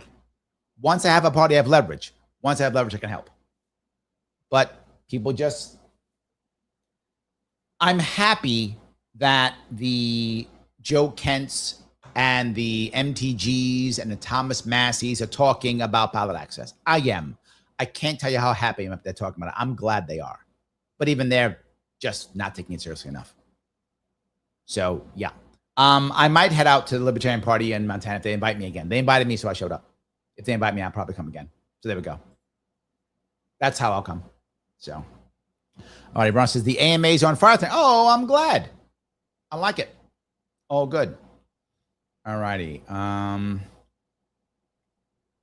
Joe says, our state troopers don't hand out enough speeding tickets. I like to lodge a formal complaint. Well, there we go. But that's my point. I'm sure there are communities that are tired of people speeding and would love the troopers to sit on their local roads and hand out tickets all day. I'm not mad at them. If that's what you want in your community, do it. Have the troopers stay there and freaking hand out tickets all day long because that's what you want. You voted for it. You want it. You're happy. Give them bonuses for it. I'm not mad. Or you go, you know what? Get off my goddamn roads. I don't want you out there. Okay. This is win-win. People should be policed how they want to be policed. And I'm sure there are places which the people will be on the road going, get off my roads. Go 10 miles an hour. Fine. I accept. It's your town. Do as you see fit. So, yes. Brona says, can't pay my mortgage. Kids can't read. I can't afford gas. Food's expensive and poisoned. I can't afford it anyway. Hey, folks, Lake America accomplished. Yes. Joseph goes, exactly, Brona. Yes. Yes. And you wonder why they're losing. This is why they're losing. This is the reason why they're losing. Exactly right. If they just had some answers, just have some answers. Phil says, all governments suffer a recurring problem. Power attracts pathological personalities. It is not that power corrupts, but that it's magnetic to the corruptible. Frank Herbert, Doom. I love that. Yes. Joseph says, I love Larry's tax reduction plan. I think you have to do it that way. Right? Again, remember, we've spent so much time. We're addicted to this shit, Joseph. You can't just go cold turkey. right? I wish we could. I would love to. We can't. We go cold turkey. It's getting nasty. So I would like it to not go cold turkey. So yes. All righty. Liz says, boomers still write checks. Love to watch those amounts get so minuscule. I'd be hollering at you. Yes. Absolutely. All righty. Scott, you wrote this like 17 times, dude. So I think is he becoming a bot now? I hope not. So all right. Where are we? D says, hold on. I don't like to see that episode of ranking the presidents back how they were before. Maybe. I don't know. Phil says, AMA, how do you equip modern privateer escort ships? I don't know what do you mean. How do you equip them? Are you saying how would someone do it, or how would the government do it? As far as the government is, you would just give them a letter of marque. Just here, good luck, right? Some would have to you've done it before, right? If you remember during I think it was the Falklands War, if I'm not mistaken. I think that was the last one was in the 80s. You'll know this, Phil. You pay attention like this. I'm pretty sure it was the Falklands. The British Navy was so broken that Queen Elizabeth was like, that's my islands. That's my islands, not yours, Argentina. And if I got to send my own son, which he did, and if I got to send my own ships, Queen Elizabeth II, I'm sending it. I will send every ship in the UK to take back my goddamn islands. That was Queen Elizabeth. She's like, those my islands. And Thatcher was like, that's right. That's her islands. We would do whatever it takes. And they outfitted a bunch of like tourist ships to become transports. So it can be done. The Brits know how. They did it in the 80s. So something can be done again. But the point would be, you take some kind of like super yacht or something, or whatever it is, or some type of ship. Like, the problem is we don't make any ships. The South Koreans make our ships. So we don't make hardly any ships anymore. And because of the Jones Act, we've wrecked shipping because stupidity. So you'd have to allow people to just make their own ship and then knock it out. Probably if like Elon Musk want to make a ship or something, probably make it in 6 months. You'll make a ship and go out and get it. Remember, there's no rules on it. It's your ship. Good luck. The problem is, if you go out, you're only fighting tankers, right? Most tankers are going to be very lightly armed, if armed at all. Sometimes tankers specifically don't want to be armed for insurance purposes. And I'm not making this up. An insurance company might say, I want nobody armed, or I won't insure you. You might go, why? Because if the crew is armed, there will surely be casualties if the pirates take over, and the insurance company doesn't want to pay for the casualties. They'd rather just pay for the ship loss, not the casualties. The assumption the insurance company may make is, if no one's armed, there'll be no firefight. The people will just take the ship and you'll be fine. Now, that's not always true, but sometimes insurance companies may say that, in which case then no one can be armed. Now, in this case, obviously, you'd be going up against tankers who may or may not be insured. So who knows how they're armed? Does the crew have machine guns? Does the crew have rifles? Does the crew have nothing? Right? Does the crew have a couple RPGs that can blow a hole in the side of your boat? Good luck. So if you're a regular cruise ship, a couple RPGs going to mess you up, right? Going to mess you up, right? What kind of ship do you have? You got a sailboat? What are you going to do? Again, it's a privateer. You would do as you see fit. The question is, would you be an escort ship or a privateer? Meaning, would you say, hey, tanker, pay me X dollars. I will escort you through and I will fight off any privateers or any, whatever. I'll shoot down any Iranian drones, right? If you got I guess you'd have a anti-drone ship. You'd have that. Shotguns and machine guns, basically, right? You'd have that. Maybe the old German 20 millimeter flak. A couple of those. There's tons of those. You'd have that up there knocking down, probably pretty effective, I would guess, against drones. So 20 millimeter flak, probably could do that. That, or you'd be capturing the ships that are bad. So yeah, however you would. So Robin says, Elalaka, South Lakota Sioux word, we're sitting bullhead out. Oh, okay. Maybe I'll hang out there. I like that. Thank you, Liz. Loj says, would you implement income plan from yesterday? Would you implement income plan from yesterday? What was my income plan from yesterday? I'm not sure what my income plan yesterday was. Sorry about that. I don't know what that is. I don't remember. Sorry. So, alrighty. Dee says, I would like to see an episode without breaking down past brand. Okay, now I got to work for it. You guys making me work. That's your fault. I'm blaming you. Alrighty. Brona says, it would be a great D, and I would be happy to help with that. I love history. All right, we got to do it now. Damn it. You guys making me work. Okay. D says, the fact that Trump put himself at the top of the graphic is just delusional, and of course, Diva shared the post. Of course he did. Of course he did. Yes. Absolutely. All right, John says, how do they value that's what they spend now? Oh, because technology. That's how, John. Because technology. See, it's got all this technology, so it costs a lot because of all this technology. Well, this is basically some tracks, some metal, a machine gun, and 2 RPGs. And the RPGs are basically the German Panzerfaust from 1941. It's basically that. It's a little bit more, but it's basically the German Panzerfaust. Panzerfaust, the tank fist. The Germans made like 1939 or some shit like that, right? Whenever they made 1940, whenever they made that thing. Yeah. That's what that is. That's what the modern day RPG is. It's a Russian version of the German Panzerfaust is what the RPG is. So what's it cost to make? $50? I don't know. It's probably more, probably less than that. I made that up. Probably less than that. What's the machine gun cost? $200? Maybe. Probably less than that. Right? And you buy in bulk. So your weaponry is worth $500. And to Phil's point, cost plus. That's how it works. Phil knows that is how it works. 100%. Yeah. And no computers required except for like the navigation shit. That's all.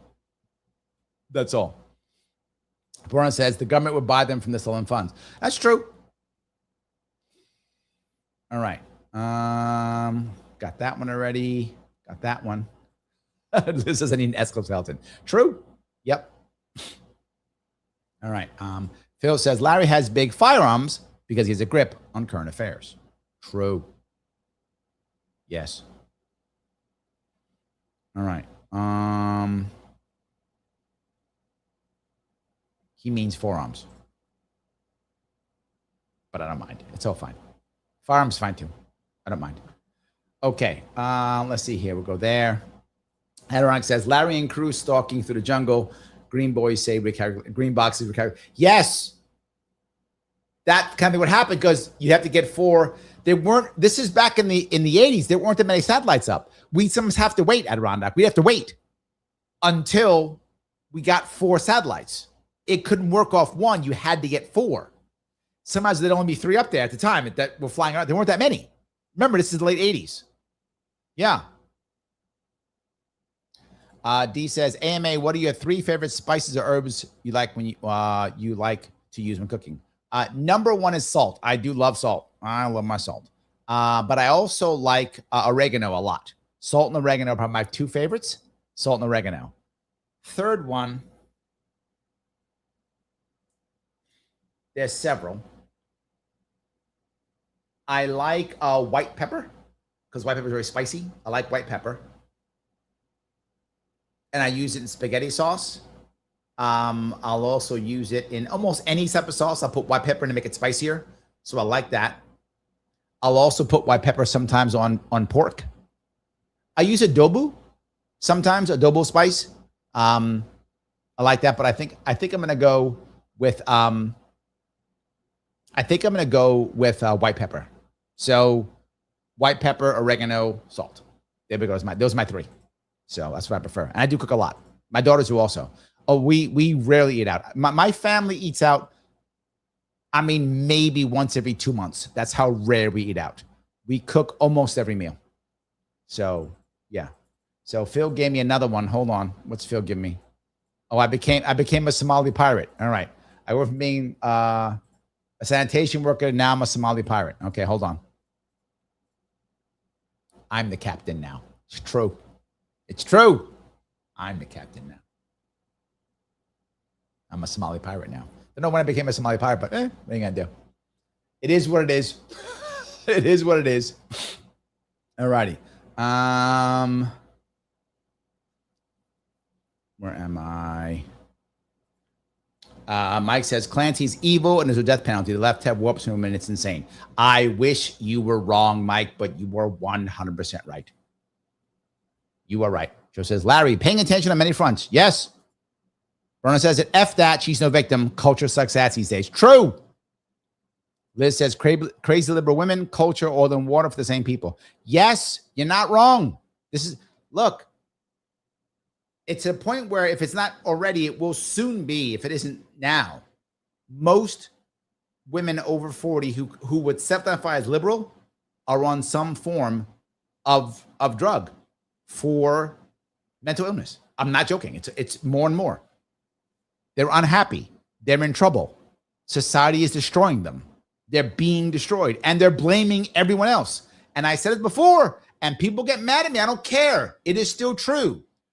For millennia, women have been second-class citizens, if not property, if not completely hammered in so many ways, not being able to have just victims in so many ways all over the place. That is not true today.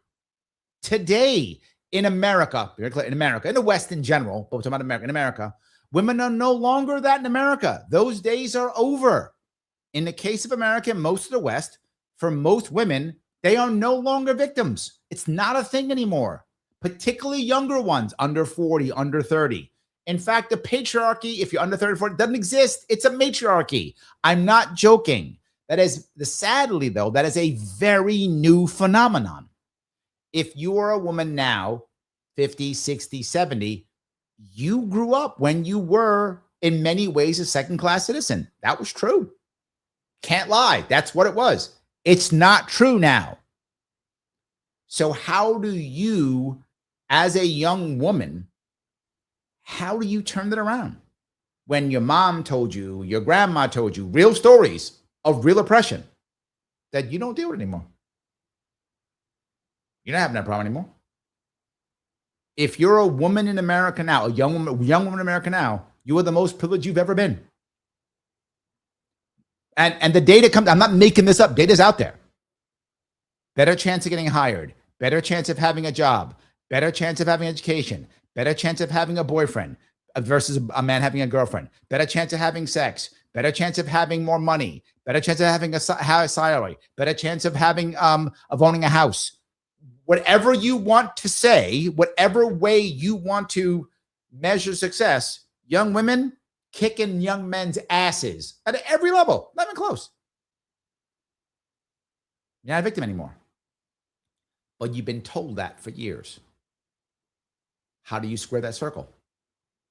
They can't. And they're struggling. They're struggling. Culture has changed so fast. Nothing to do with it. Now, men are struggling too, don't get me wrong.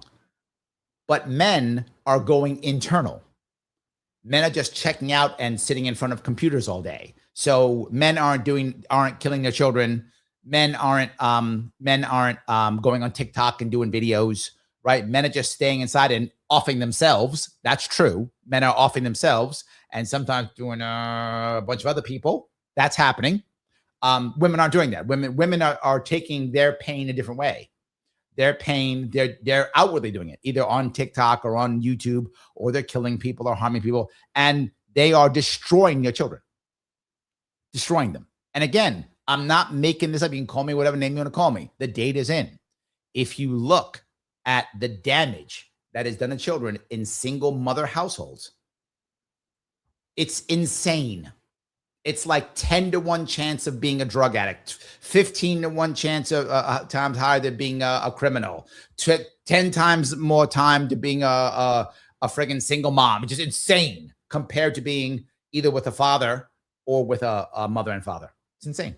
They're destroying their children. That's how they're doing it. Men are checking out and going into some basement somewhere. Women are offing themselves. Are destroying themselves publicly or destroying their children. That's how it's working. It's sad. And no one's fixing it. No one's fixing it. It's a problem. So yeah. Okay. I hate it. I hate it. Andrew says, I remember when Susan Smart drowned her kids and I was horrified. Yes, it used to be. It used to be. So I'm saying it's a cultural issue, Andrea. It used to be if you killed your children, you were a monster.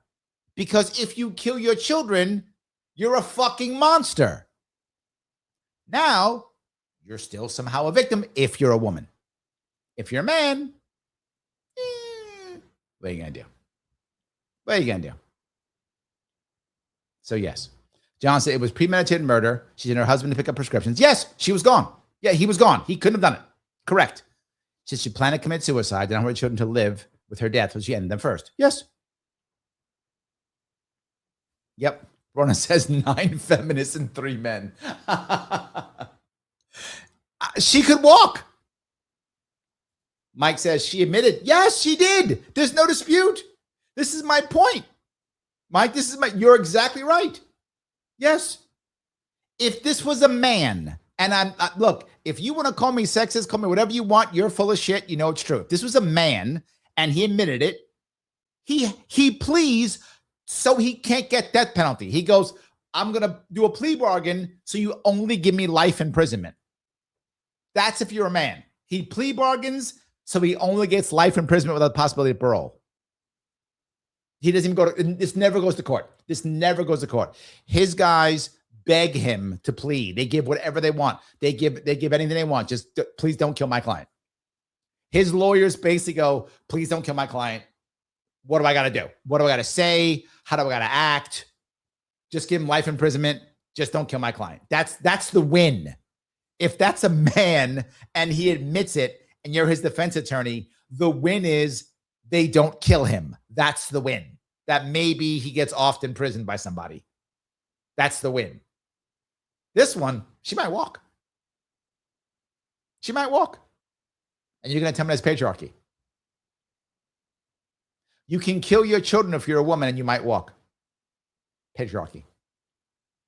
Anyway, just the left justifying their feelings, because otherwise their world will be destroyed. As you used to say, believe me. This is my point about feelings, Mike. Feelings matter. Feelings might save a woman from going to jail when she kills her children. That could happen. Brian said, you did answer the question, Larry, and thank you. Oh, great. Good. All right. Scott says, is your title of Neo Sage a shot at Larry Elder? No. The name of my company is Neo Sage, but I named my company for 22 years. Neo means new and sage means wise man. That's it. The Neo Sage. Yep. All righty. That's what it is. All righty.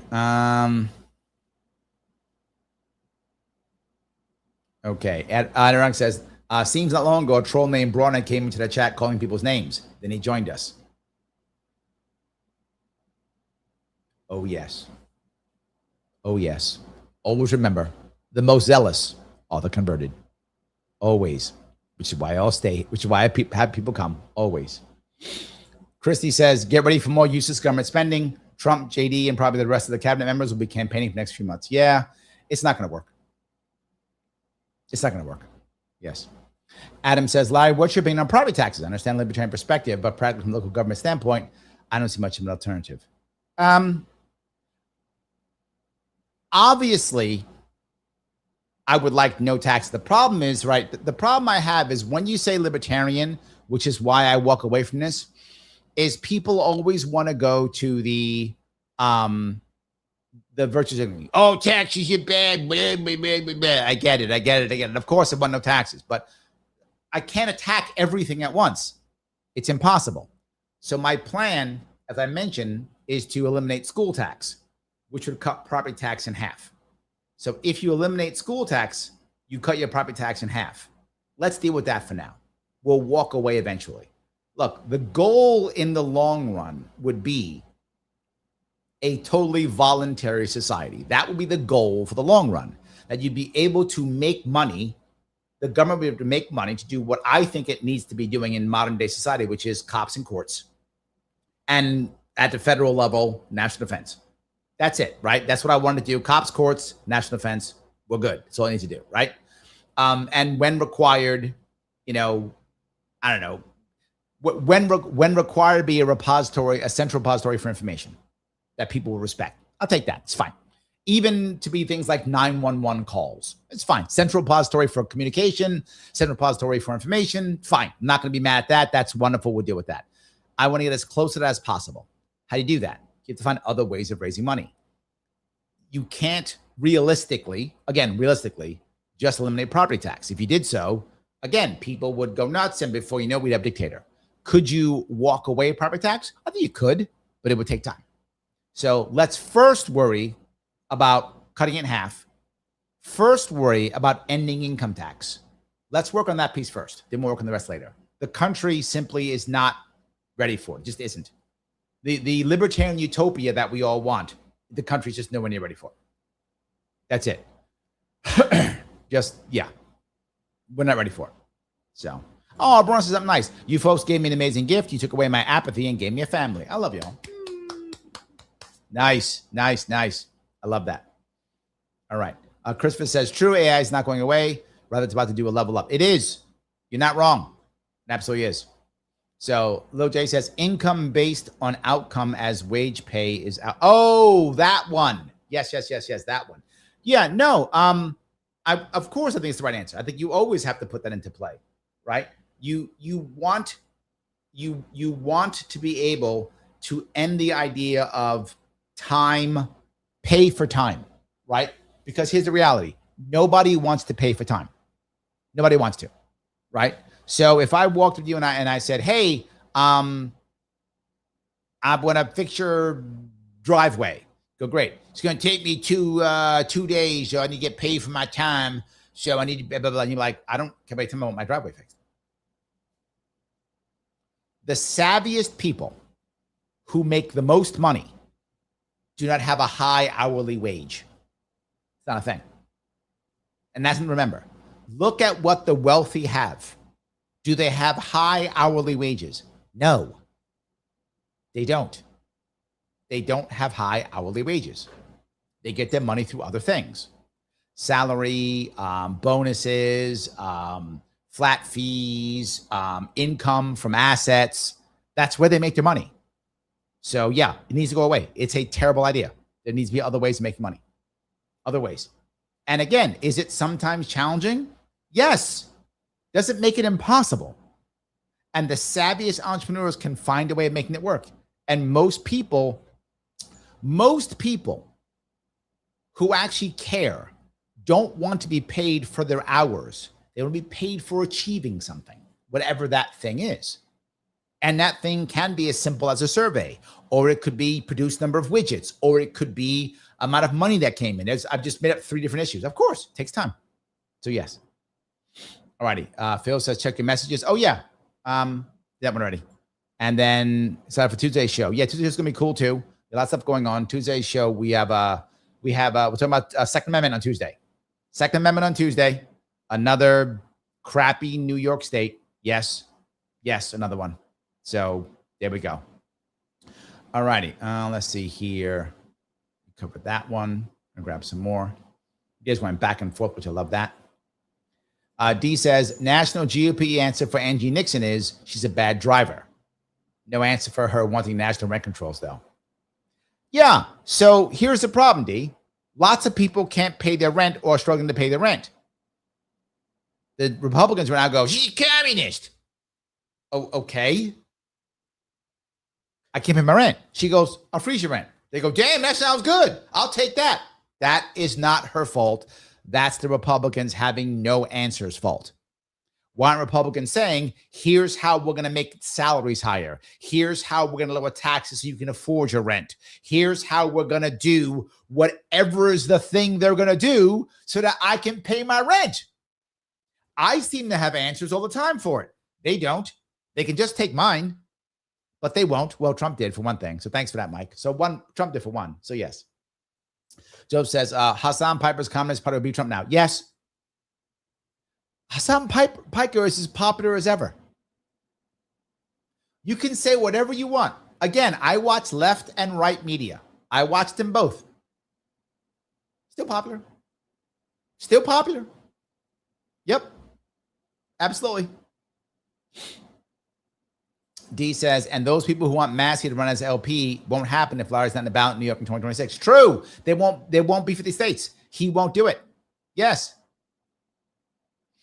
Nuna says, Larry, sorry, I'll clarify. Yes, protests fail only in America because they became co-opted by status quo, or worse, bought up by the... True. We're not fighting each other. That's what I'm saying, Nuna. We're not fighting. I feel like you think we're disagreeing. We're not. You're right. And if you saw, the closest one to working was Occupy Wall Street. It did not work. It was the closest one. Why? It got co-opted. You're totally correct. No argument from me. You're correct. I agree. Yes. All right. We got that down. Adam says, I'm glad I heard Bob Lonsberry and Wham Lemonade this morning coming to reality about the odds of Bruce Blakeman winning 0%. Yes, he's never going to win. It's a fantasy. Blakeman was never going to win. I said it back in the day. I said he's going to lose by 15 points. I stand by that. Mike said it. Mike also agreed with me. He said Bruce Blakeman's not going to win. Mike thinks 20 points. I think 15. We'll see. But one of us is going to be right. Either way, he's not winning. He has zero chance of it, and he knows it. And this is the worst part about Adam. He knows it. He's sucking up all that money. He's spending all that money. And 4 years from now, you're never going to see him again. And the Republicans will come out next year, this time we're going to win. They'll lie again. The Republican leadership in this state is such a goddamn embarrassment. When are the Republicans in this state, the average people, going to actually revolt against a terrible leadership? I don't know when. I've been telling them to revolt for 8 years. They've been ignoring me for 8 years. They should have revolted a long time ago. They should have put me in. I'd have won this damn thing. I would have won. Ken, how are you? According to recent financial disclosures, your U.S. representative has a net worth around $16K. How about that people who have made $174,000 a year for another decade can't manage to pay off 30K student debt have a vote in our financial future of our country? I don't buy that. Who knows what her actual net worth is, where she's put her money? Who knows?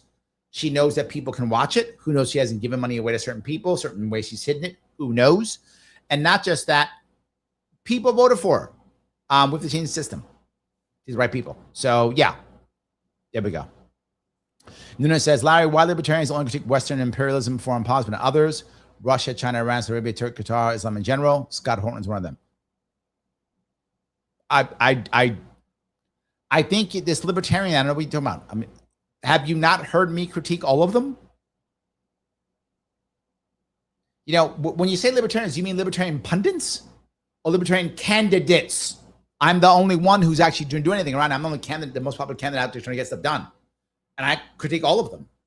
I've attacked our foreign policy. I've attacked China's, Iran, Saudi Arabia's, Turkey. I talked about Turkey going to Syria before they went to Syria. So yeah, I don't know where that's coming from. I don't know why others. I don't care what they think, but they're just talking heads. They're just about clicks. This is my problem. To be forward, this is my problem. I should be more about clicks. So I can't get people to watch the goddamn show because I actually thought I'm saying real stuff. I should be saying stupid stuff like them. I should be going, let me talk about MTG all day and or yell taxation theft or whatever stupid shit like that all day. Maybe I get more people to watch. Maybe I should do that. Maybe it's not. Maybe you know what? Maybe you have a point. Maybe I should be more like that. So yeah. Adam goes on to ask, Larry, do you have an opinion on how Spain's handling the invasion of illegal immigrants, virtually raiding the border from Morocco? How would you have handled it? They have a long issue with that. That's not a simple thing at all, right? They've been fighting over Morocco, Western Sahara. They've been fighting over who owns what for a very long time. They actually went to war of it with 50 years ago. I forgot, 100 years ago, whenever it was. They went to war of it a while ago too. So it's a bigger issue without question. And of course, how do you handle it? You do what you always do. You have to have and should have a clear border. I'm not against that at all, but you have vibrant, controlled immigration. I've been saying this again since 2016, since Gary Johnson. I've been saying this 10 years. Vibrant, controlled immigration. You should know who comes to your country. As long as you know who's coming in your country, of your way of controlling immigration, let them in. As long as you know who they are and where they're going, let them in. Look, a lot of the people, then there would be no invasion, right? Then it'd be no invasion. If you're saying, hey, do you want to come work in Spain? Do Spanish companies want to hire you? Awesome, no problem. Which Spanish company's hiring you? Who are you? Come through our El Eliso Islando in Spanish, right? Whatever. Go there, and then you'll be checked out. You're not a bad guy. You're whatever, and you got a job set up. Go. When you're done, leave. What's wrong with that? You have a good system. If people come across the border otherwise, you physically stop them. What's wrong with that? Physically stop them. This is the issue. If you don't give people a realistic way to go work where you're, again, assuming Spanish companies want them, I'm assuming that's to be true, because in America, we sure as hell want them here. We do. The farmers want them. The hospitality, big business wants them. So assuming that companies actually want them, I'm assuming that's true, Adam. I don't know if that's true. That's my assumption. If they want them, you do it. If not, you stop them. I don't have a problem with that. So, yeah. All right. Okay. Got that piece already. Covered that one already. Okay, covered that piece already. Robert says, how do you argue in defense of libertarianism while the man that market's not always organic? Because what's your alternative? It's always my answer, Robert. What's your alternative? Some magical world where centralized control works? The closer we move towards a freer market, the better or less bad will be. To include, in a freer market, you don't have the connection we have now with big business and marriage between big business and government, right? As the government puts more money into it, more big business gets what they want from government, the contracts, and just talk all those things. So, of course, freedom, the more freedom you have, the better you're going to have it, or the less bad you're going to have it. That's a guarantee. That's everywhere. That's every single time, no exception. The more centralized control you have, the more it begins to fail. Also true, no exception. And you might go, well, look, the Chinese. No, the Chinese have let stuff go. Their AI is winning because they broke away from centralized control. That's why they started beating us. So is it perfect? No. You've never heard me say ever, and would I never say that markets are perfectly free or libertarians perfect. I've never said that ever and never would say it. But I argue for libertarianism because the closer we get, the better it gets. There will still be failures. There will still be problems. There'll still be issues. But here's the problem. We keep saying, well, we have to change the government to do X, Y, and Z. Every single time we give things to the government, it screws it up. There is no exception. They screw it up. They make things worse all the time. Healthcare, worse. Schooling, worse. Roads, worse. It becomes worse. When you give it to the private market, if the government's not involved, the less the government's involved, it becomes less bad and sometimes much better, depending upon what we're doing. So of course I would. I have no problem. I'll stand on it every day of the week. Every day of the week. If you give me any example, I will show you that I'm correct. It is always going to be better, or in certain cases, less worse. Every time. Government always gets its worse. So yes. Job says, Russians training 30,000 anti-drone North Korean troops with shotguns and AKs. Yep. Yes. Dirt cheap. Dirt cheap. Absolutely. Robin says, cumin. I like cumin, but actually I take cumin as a supplement every once in a while. So, yeah. Bronna says, I'm a salt junkie. Yep, me too. Yep. And he says, I hate that the slackers in my office gets paid the same as me. They have to clean up his mess. Okay. Could you imagine, Andrea, if you had a system to where part of the bonus that you were to get were to be, would depend upon cleaning up his messes? Seriously, imagine there was a bonus based upon that. So your boss comes at the end of a quarter. I'm making this up a quarter. Hey, all these messes were cleaned up. I'm going to give both of you a bonus of $500. And your slacker in the office knows he didn't do shit. In fact, he made it worse. And all the people around him will also get a bonus too. So he had the same $500 bonus. You all got a $500 bonus, and he knows that he didn't do shit. What's going to happen? It's a serious question. Imagine that's your system. At the end of the quarter, the boss goes, you guys clean up all these awesome messes. You guys are great. Here's a bonus of $500 to each of you. He gets the bonus too. He didn't clean up anything. In fact, he made more messes than anybody else. What's going to happen? There is going to be social pressure on him, and he's not going to want to show up. I'm not joking. And if he's that much of an asshole, and maybe he is, if he's like, I don't care, thanks for the money, suckers. If he's that much of an asshole, the boss will even see them like, wow. And everyone will go to the boss and go, he never does anything. You gave him $500. Why'd you do it? You would have people in your office going, I'm quitting if you give him $500. You would have that. That would happen. Over time, it might take 3 months, it might take 6 months. And eventually he will either have to step up or he will leave. Because he won't deal with the social pressure having to show out everyone fucking hates him. So either he'll leave on his own or he'll have to step up. Now, what if he just doesn't know any better? What if he's just incompetent? What if he's not an asshole? I don't know this guy at all. Sake of argument. He's just ignorant. Doesn't know how to do it. He's going to feel bad and be like, Andrea, I would clean it up, but I don't know shit. I need help. He would actually ask you for help if he's not an asshole. He'll say, I would help, but I don't know how. No one's ever made me do it. I never knew how. You guys did it, so I just didn't do it. Well, you didn't do it too? Okay. He would ask for help. He would volunteer to ask for help, and you could train him. And he would listen because he volunteered versus you trying to force him, in which case he will not listen because he doesn't give a shit about you. That's why over time the system always works. Over time. One of those things will happen. Now, what begins to happen? Your internal culture begins to change, and that's the key. That's about culture all the time. It's not just in countries. It's in business too. There'll be a business culture of you don't slack like that, because when you get a check and everyone gets a cut, they get mad at you and it becomes unfriendly. You learn to step up. Now, what if you're the best at cleaning up messes? You're just good at it. You're the best. What will happen? Other people will say, Andrea, clean this mess up. Let me take care of this piece. Someone else will take other aspects of your business model. If your boss is savvy enough, he'll change your job description, which is what I do. I'll change job description so that your job is just cleaning up messes. You don't do anything else. They'll do that. You clean messes up. You're good at that. You clean the messes up. They do this. And now the job changes. So now the entire coach business shifts. I can even change job descriptions. Now, if you have a union issue, this is not a bad idea. Unions can sometimes stop that kind of thing because they're based on job descriptions, which is why you have to make the change initially and then change job description, which can be done as long as everyone agrees. Even unions will come aboard with that. It can take some time, but even that could happen. I hope I answered your question. So yeah, it can work. All right. Okay, it's just garlic, and no garlic. I don't use that much garlic here or there. In my adobo sauce is garlic.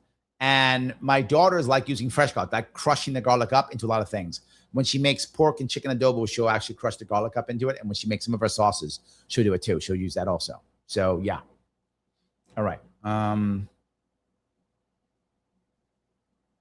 Gracie says, have you heard of some of Clancy's supporters saying they not have sympathy for the kids? Yeah, it's only about her. The kids don't matter. I've been telling you, this is a real thing. I'm not making this up. It's a real thing. She is the one. And the kids don't matter. Yes, she's a victim. Yes. Robert says, I disagree with this. America. You are incorrect. Robert, it is, if you want me to do a show on it, I will. There is so much data proving that to be true. You're just wrong. And again, but I'm very clear, under 30, under 40, there is an age gap. This is a very new phenomenon, which is why people are struggling to handle it. Men aren't handling it well, and women aren't handling it well. I can show the women because they're on TikTok and YouTube. The men are in the basement someplace, so you can't see the men, right? But you can see the women because they're showing it. They're being public about it. The men aren't being public. They're just checking out. I've been talking about men checking out forever. There's at least 7 to 10 million men who have just checked out. They're done. They're out. That's what they're doing to respond to this. The women are going on online. You're seeing them publicly, but it's affecting both. So you're just wrong. You can disagree all you want. Doesn't matter. Look at every single way you could measure this. There are more women going to college, more women graduating college, more women buying houses, more women having more women getting a job, more women accepted in jobs, more women making more money, more women having sex, more women having friends, more women having boyfriends versus girlfriends. in every way you could possibly measure. Young women are winning. It's to think that's a bit, there are more women running there are more women now entrepreneurs, younger women starting businesses. Yes. You can just go all you want, Robert. You're just wrong. It's absolutely true. It's absolutely true. So Gracie says, there's a motto in the South of the matriarchal woman who ran the home. My mom sure did. Well, no, but back in the day, while women might have had soft power, and I think that was true, didn't have hard power. Now they have hard power. You look in the Black family right now, and the mom runs everything. Everything. So yes, it's true. Robert says, how are you the most privileged you've ever been if you can't stop data from being put in your backyard? What? I'm talking about as a group of people. No, I'm talking as a demographic, Robert. I know, look, I know you want to just yell about stuff. I get it. But I'm talking about as a group of people, meaning as a demographic, young women are the most privileged. No one is stopping AI data centers being stopped unless the whole group gets together. And they are stopping them. But in the long run, they won't. So, yes. All righty. Robin says, Larry, I could talk for hours about how confusing it was to be a teen in a tsunami of ERA. All of the training suddenly became moot, but we navigated, coped, and didn't kill our children. Yes. You don't kill your children. Yes. So many people are unhappy. I keep saying this. People are unhappy. They're just unhappy. The men are checking out. The women are killing their children. This is not good. Let's just not blame them for single parenting. Bullshit. Bullshit. Here's the women I blame. The women who are supporting her. The women who are not, I don't blame. The women who go, oh, she's a victim. I blame those women. Those are the women I blame. Just so we're clear. Those are the women I blame. That's it. Bronna says, I read this morning, 17 women have murdered 15 children in 2026 alone. It's a problem. But let's talk about measles. Yes. Thank you. Yes. I completely agree. This is a problem. Again, you just can't see the men. People think I'm attacking women only. I'm not. I've been talking about the problem with men for years. The problem is they're in the basement. They're not killing their children. They're abandoning their children. Men are abandoning their children. Women are killing them. Probably because the men are abandoning them. But yes, that's what's happening. This is a problem. So yes. Let's see here. Grace says, I guess Clancy just had 3 really late term abortions. Terrible. Boo. Boo. Boo. Boo, boo, boo. Mike says, New Mexico woman just killed her son to prevent the father from getting custody. Yes. Because I'm going to punish that man no matter what.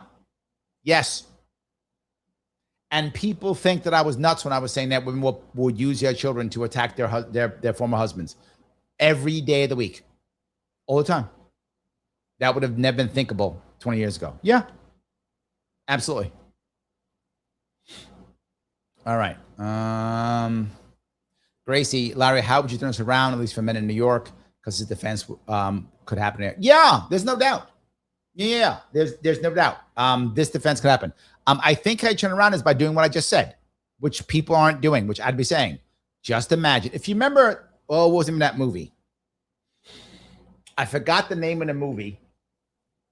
Samuel Jackson. Michael McConaughey is it in it? And a little black girl is killed in a well. I forgot the name, but you guys know the movie if you remember it. That's when when Samuel says, yeah, I'm glad he's dead. I hope he burns in hell. Remember that piece? That's the movie I'm talking about. And he tells the jury, he says, jury, close your eyes. Think about this girl who's trapped in a well, whatever, who died, blah, blah. Now imagine she's white. Boom, he gets off. Right? That's the whole deal. So I would say, just imagine it's a man. Just imagine it's a man. That's what, and I keep saying it. It's not her. It's him. It's the dad. He kills them all. Just imagine that.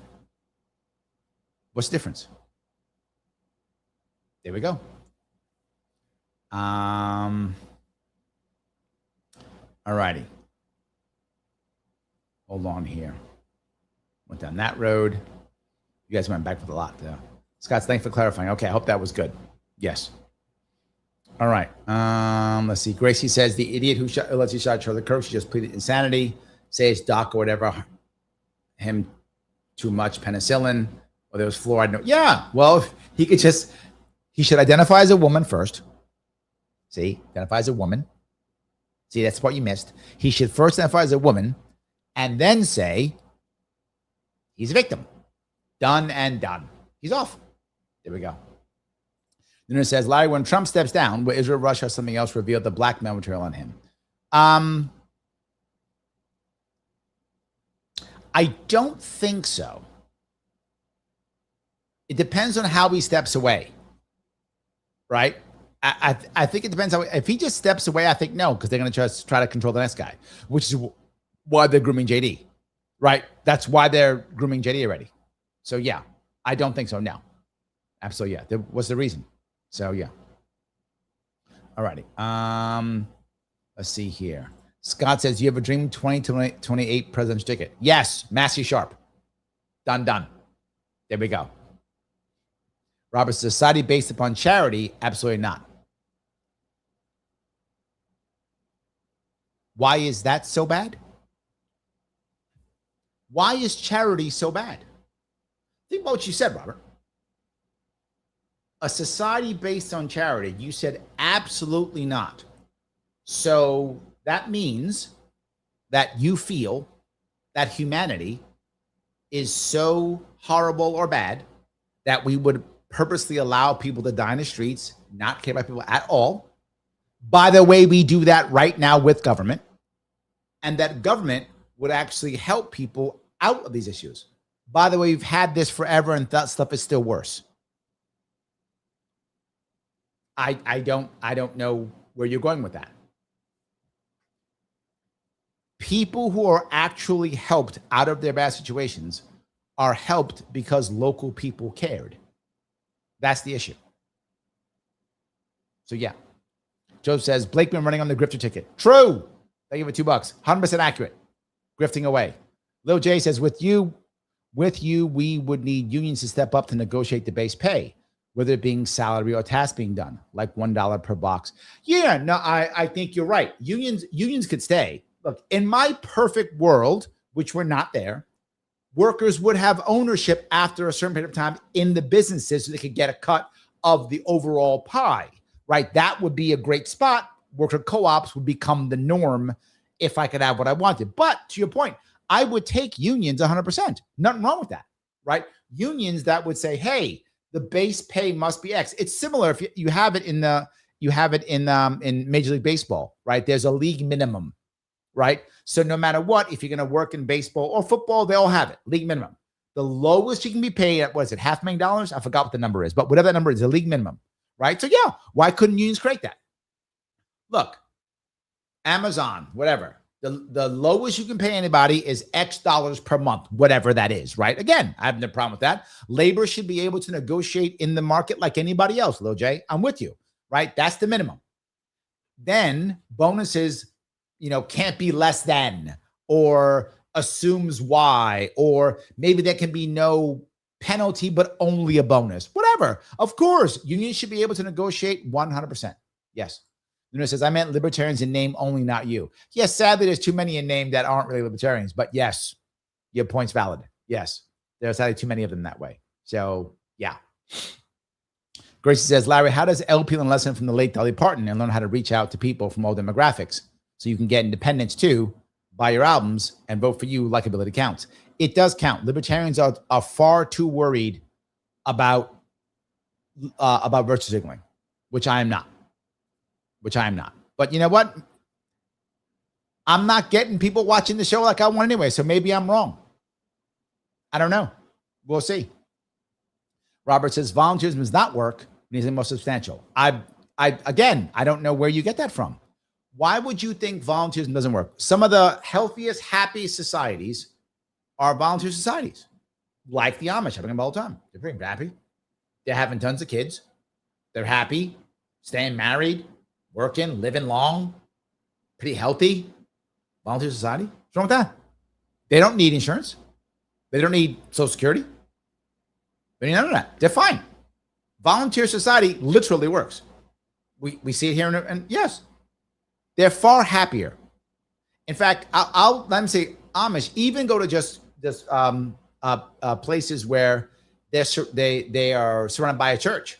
They just run a church. Even those people tend to be happier. It's true. I'm not making this up. It's absolutely true. Volunteerism absolutely does work. There's, maybe do a whole show on this, Robert, because I think you're off on this. This is a thought process that believing that the government, here's the remember, there's a difference between helping and servicing. The government is very good at servicing, meaning I've checked the box. I'm going to give you X. Here is X. Now, did X make you better? I don't care. Doesn't matter. I gave you X. I don't need X. I really need X plus 1. I don't care. The box says X. You got X. Shut up. That government's great at that. But helping people, in every case, it's community that actually gets people to help, right? If it wasn't true, then why do we keep locking people up? Why, no matter how much the government tries, we still keep people poor? Why do we still have people who are food insecure when we have EBT, right? So every single thing you're telling me about government has been doing and been failing. Why is our healthcare system garbage, run by the government? Why is our education system garbage, run by the government? Everyone who's wealthy, they don't use government systems. The wealthy don't go to government schools, they go to private schools. But you think it's not going to work. Well, the wealthy seem to think so.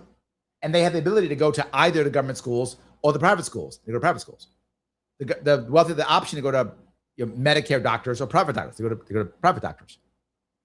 The wealthy in all the countries, people talk about, well, in Europe, they have all this stuff. The wealthy don't use those systems. They come to America and go to private doctors. And go to private doctors there. In fact, in France, they have a secondary type of insurance, supplemental insurance. That's wealthy people insurance. So there's what you're saying is just talking points. There is zero evidence that that's true. And if there is, please show me. I'm happy to be wrong. I mean, I'm never wrong, but I'm happy to be if it ever happens. Maybe one day it will. So we'll see. We shall see. So in any case, then I covered that piece. I covered that. I did cover that. Good. I covered the Starship Troopers piece, which I did want to cover, which is good. All right. So, you might have said to yourself, Larry, look, you're talking about these drones and something with drones. All right. Were we even caring about drones ever? We were. And you can find out where at The Advocates. Yes, we can. Head over to The Advocates for Self-Government. We were talking about drones literally years ago. How many? 9. When Trump was droning people in Yemen. You might go, I'm bothered by that. Well, guess what? Obama was worse. Obama was a droner in chief. He droned more than Obama did. But no, Trump droned less than Obama. Obama droned more than Trump did. Correct. Yeah, there we go. Got it right. Yeah. Well, maybe now. Who knows how much Trump's been droning now? I don't know. But Trump's first term, that I will say. I don't know about a second term yet. We'll figure that out. It's not over yet. Trump might beat Obama. We'll see what happens in his second term. We're not done yet. But first term, Obama droned more than Trump. But we were droning back then. You think we learned something? We didn't. But you can read about it if you want to by heading over to The Advocates, if you would. Click the link in the description. Head over to The Advocates for Self-Government. Go into the articles tab and put in drone. This will pop up. It is a short 3-minute read about Trump's drone attacks. It covers Obama's too, by the way. It does. Of course, you have to cover Obama. You have to.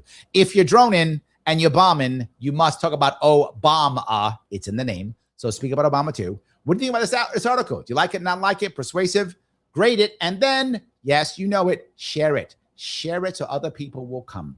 Let people come to The Advocate for Self-Government, because if they come here, they will see there are other ways of running your government, other ways of running your communities, not just through coercion and violence, but the most important piece, respect. The Advocates for Self-Government, they are a sponsor of the show. So, all righty. Hope that was clear for you guys there. All righty. Let's see here. Shelly says, AMA, how do we get into the audience for the debate between Hochul and Blakeman? I don't know if it's even worth it. It's going to be embarrassing. To be very forward, Hochul is going to win a debate. Some of you don't believe that's true. Blakeman's not very smart. His team is garbage, and he doesn't care. So he's going to say things like, it's a scam or something stupid like that. That'll pop up on Fox News or on whatever, act like he won. He won't win. It'll just be horrible. It's embarrassing. So, Yes. Gracie says, Vivek Ramaswamy is watching you. He's giving specific plans for Ohio. This was regarding taxes. Yay. Danny's in the house. Two-Way Tuesday plays well. I like that. Two-Way Tuesday. That is good. Yes, absolutely. That's a good one. If we do this here, cover that piece. That's good. Christopher says Gary Johnson dubbed himself in the 2016 presidential debates. But actually debates in New York. I'd love dub Larry. We did 2018. I did that. I dubbed myself in 2018. Maybe I try it this time. We'll see. Robin says, Larry, keep being real. Your message resonates because it's real. F clicks. Yeah, but I need some clicks. Liz, this is a lot of work, a lot of time, a lot of energy, a lot of cash. I lose money doing this show. So I do need to grow. I have to. It has to begin to grow. And so that's why I'm still working on that. Brona says, no, Larry, never become like that. You back up your mess with realistic plans and so you're lacking no political parties. I just wish more people would watch. That'd be nice. I hope so. I hope so. Yes, I hope so. Robert says the alternative is a government run by the interests of the people. Yeah, but isn't that what democracy is supposed to be? Isn't that what I'm talking about all the time? I'm talking about this exact idea, Robert, which is more parties, better ballot access, people actually having the right to vote. That makes sense. Your vote doesn't count now. It doesn't count now. People don't care what we think. They at least do whatever they want. So you have to change the entire system. If you're talking about that, I'm with you. With the current system, that's not going to happen. That's a fantasy. That's just talking trash. How are we going to stop it? Is there anyone here? Do we think right now? And I'll give you the example of RFK Jr. and I'll give you the example of the Tea Party and I'll give you the example of Trump. Each of them in their own way were a rebellion. And each of them was co-opted. Each of them.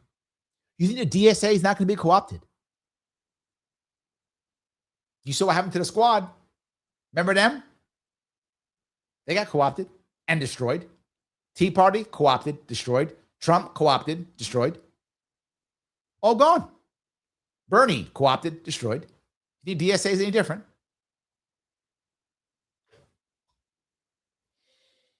I don't. Maybe I'm the fool. Andrew says there's no perfect policy. I think you paid $5. Every choice comes with a trade-off, and real life doesn't always go as planned. True. Joseph, thank you for $5. Blakeman running on the I'm not very smart, my team is garbage, I don't care ticket. That's an accurate ticket. He knows he's not going to win. He doesn't care. He was never going to win, and he knew it. He knew it. His team knew it. How are you going to win in a state where 22% are Republicans and all you talk to is Republicans? Right? So, Joe's doing it twice. Thank you, my friend. I appreciate it. So, all righty. Oh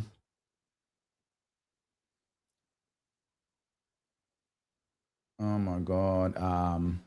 Danny, wow. Danny says that her emojis are going up. I'm so sorry to hear that, Danny. I apologize. That's terrible. Hopefully maybe we could find some way to fix that. I'm not sure how. It's the property tax, isn't it? Yeah. It's the property tax. It always is. Yes, that's right. Danny says that mortgage doubled over the summer, property taxes. Yeah. Liz says, I feel that my tax went from under 20 a month a few years ago, and now I can feed myself for a month on what I pay for tax in my shack. Yeah. Taxes are terrible in New York. They're just horrible, and they don't get any better. So you know what we should do? You know what makes me feel better, though? It's like America now, so it's all fine. Like, it's fine. It's fine. It's like America. I can pay my rent with the warm, fuzzy feelings I get from that. So, yes. Gracie says, broad question, but what the F happened with USS Lincoln? Was that much of a foobar, or did it press me? No, it was a foobar. And again, I've been blaming our officer corps forever. That is an admiral mistake. That is an admiral mistake. The admirals are supposed to know how to feed your goddamn sailors. No excuse. No excuse. The admirals are supposed to know how to feed their sailors. That's their job. We have 1,000 admirals, and none of them forgot. No, it's their fault. That is the admiral's fault. Even if Trump tells them to do something they don't like, I get it. Maybe they didn't want to do it, right? Maybe we can't do it, whatever. Maybe Trump said, go bomb these guys. They went, not Trump, we can't do it. At that point, you have 3 choices and only 3. And they picked the only bad one. Number 1, you go, you know what? I'm out. I resign. I'm not saying they should have done that, but that is a viable option. Trump, Mr. President, what you're asking is going to screw everyone over. It can't be done. I'm not doing it. I'm out. Option 1. You don't do that, but that is an option. But the second option is, okay, damn, this is going to be hard. I better get all my team together and figure out how to do this because we don't have a plan for this right now, right? If we do this now, we're not going to be able to feed our people. So how do we do this and come up with a plan? They might go, Larry, do you have a plan? No, but I'm not a goddamn admiral. I don't have to have a plan. I'm not an admiral. If I was an admiral, I better have a plan. How do I make this happen? Do I find more bases? Do I find more ships? Do I have new ways of transferring? Do I use the Air Force? I don't know, but I better have a goddamn plan. That's the appropriate answer. The only wrong answer is, guess we're doing it. Whatever happens, happens. That's what we did. That's what we did. Unacceptable. That is the fault. That is the fault of the admirals. They screwed up. They should have had a plan for this. I don't know what the plan is, but you better have a damn plan. And they didn't have one. So, yes, that's the issue. So, there we go. Oh, righty, guys. I appreciate all these. I'm trying to get as many of these as I can. There's just so many of them. So, all right. Robert says, based on everything I've heard you say, you're not talking about decentralizing government. You're just responding to the private sector. Which don't. That's not true. Okay. I have literally said more than once, localize, localize, localize. I've literally said more than once, it is important for local people to have ownership. Individual people having ownership, not the state owns or the county owns ownership in things like hospitals, MTAs, power plants. More than once I've said it. I don't know, maybe not paying, maybe I haven't seen this all the time. That's localized control. That's you control it. And here's the most important piece. It is not, the ownership is not based upon dollar value. The ownership is based upon residency. So it cannot be purchased. So if you own it, and because you live there, if you pack up and leave, you lose your ownership. Walk away if you want to. But if you live there, you have ownership. What's wrong with that? That's literally decentralizing it. We control what happens to the power plant. We control the hospital. Yes. What's wrong with that? I think it's amazing. So I'm all about that. So, yeah, Phil says, Robert, I haven't heard that. Yeah, I don't know. I don't know what that is. I've not heard that. I don't say that all the time. Yeah, I'm not saying head over to the private sector. It's not what I'm saying. But even if you did, let's say they screw things up. What I've heard said for government is 2 things, right? Which is courts and cops, and at a federal level, defense, but courts and cops. So yeah, what happens right now, Robert, if the government gives you whatever it gives you, and it doesn't help you? What is your recourse? Nothing. The government has checked the box. It's followed the law, the rules. Oh, well, I guess you die of an overdose. What are you going to do? Shit happens. What if it's a private sector and they give you something that's bad or wrong, whatever, or it doesn't help you out? You can sue them, and the government, courts, and cops will take care of that. Yes. The exact opposite is true. If the private sector screws something up, you can sue them. When the government does it, you can't sue the government. It doesn't work. You know what happens when the government does it? Or big business, which is covered by government. They're both the same. When that happens, well, then they do some kind of class action lawsuit that takes 25 years. The lawyers get paid $1 gazillion. In the end, you get paid $2.45. That's how that works. So yeah, government doesn't course correct. When the fuck's the government course corrected? You just made that up. That's never happened. The government can punish someone, but that's about it. So Phil says, advice for starting a couscous business. Jesus Christ. Okay, hold on. Lake America, F yeah. Joseph says, Wall Street moving to Y'all Street. Yes. Supreme Leader. Thank you, Supreme Leader Hoko and stuff. Yes, you're not wrong. It's all on its way out. A couscous business. Is this retail? I mean, that's a generic thing. Or is this is this wholesale? I don't know how you do a retail couscous business unless you're trying to make it's couscous like a halal place, like that, like a Middle Eastern. Is that what you're asking? It's a generic. I mean, is that the business you're talking about, or is it about you're selling it wholesale? If you're gonna wholesale it, I would make sure your couscous is very specific to a very small market, not a large market. Like literally couscous for people who like chicken or something like that. I don't know couscous well enough to know, but I'd make it very specific. Couscous, is couscous gluten-free? I don't know if it is, whatever. Gluten-free, whatever. Or maybe it's keto couscous, whatever. I'd make it something very special. Otherwise, you're just going to get most people when they create a business like that, they're trying to get as much as they possibly can. That's the fault. Don't do that. You want to be as niche as you possibly can be. So make your couscous as special as you can make it, as niche as you could make it, and sell only to a specific group of people only, a very specific market. That's how you begin. Don't begin the opposite. Don't go wide. Always go as niche as you possibly can be. That's how I start that business. Like couscous for school children or something, right? Something very specific. Couscous for energy, for athletes. I don't know, but whatever. I'd find something like that, very specific, only sell to specific things at the beginning. Once you get that cash, then expand. That is my advice for a couscous business. And thank you for the jewels. Thank you for the jewels. Don't know what it means, but I do appreciate it. So yes, I do. Yeah, it is good. All right. I think I've covered so many of these. I want to check one down here. Robert says charity in and of itself is not a bad thing, but you cannot build societies based on charity alone. First, charity is highly localized and dependent upon a whim and access to resources. And I don't know why it's bad. You didn't say anything that was bad on that one. That wasn't bad. Government's based upon the same kind of things, isn't it? So, yeah, I think it's the same thing. So, no, it says couscous pie, couscous cornbread, and so on. Oh, there we go. Gracie goes, the government never course corrects. See Vietnam public schools. Thank you. Yes, that's made up. That never happens. Wholesale, online retail. There we go. I gave you the answer. Yes. I figured that's the only way you can do it. Yeah. Yeah. Look, I wouldn't online retail at all at the moment. I would. I'm sorry, I would. But the problem is when you wholesale and online retail, the problem is you're competing against yourself, right? That's the problem. You do both. If you're wholesaling to me and you're online retailing, then you're competing against me and I'm your customer. That's almost never a good thing.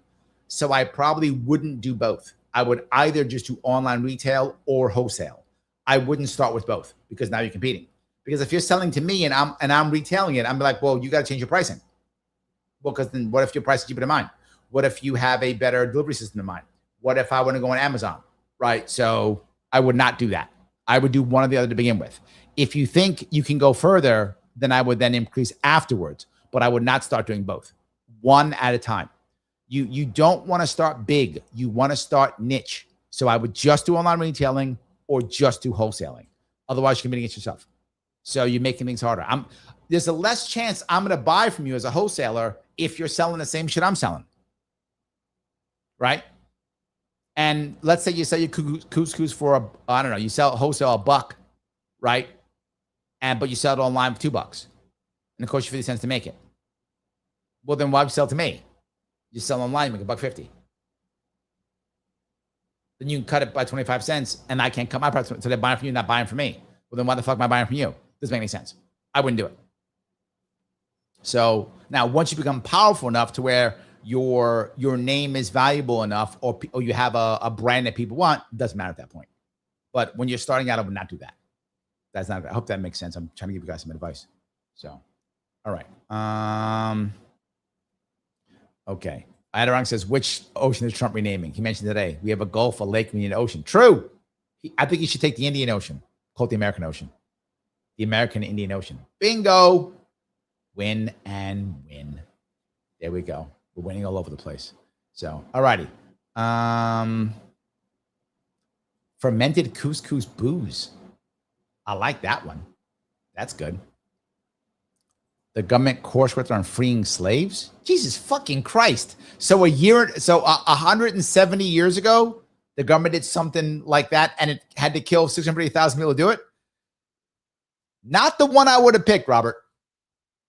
Not the one I would have picked, particularly because the government is the one that enshrined slavery in the Constitution with 3/5 compromise in the first place.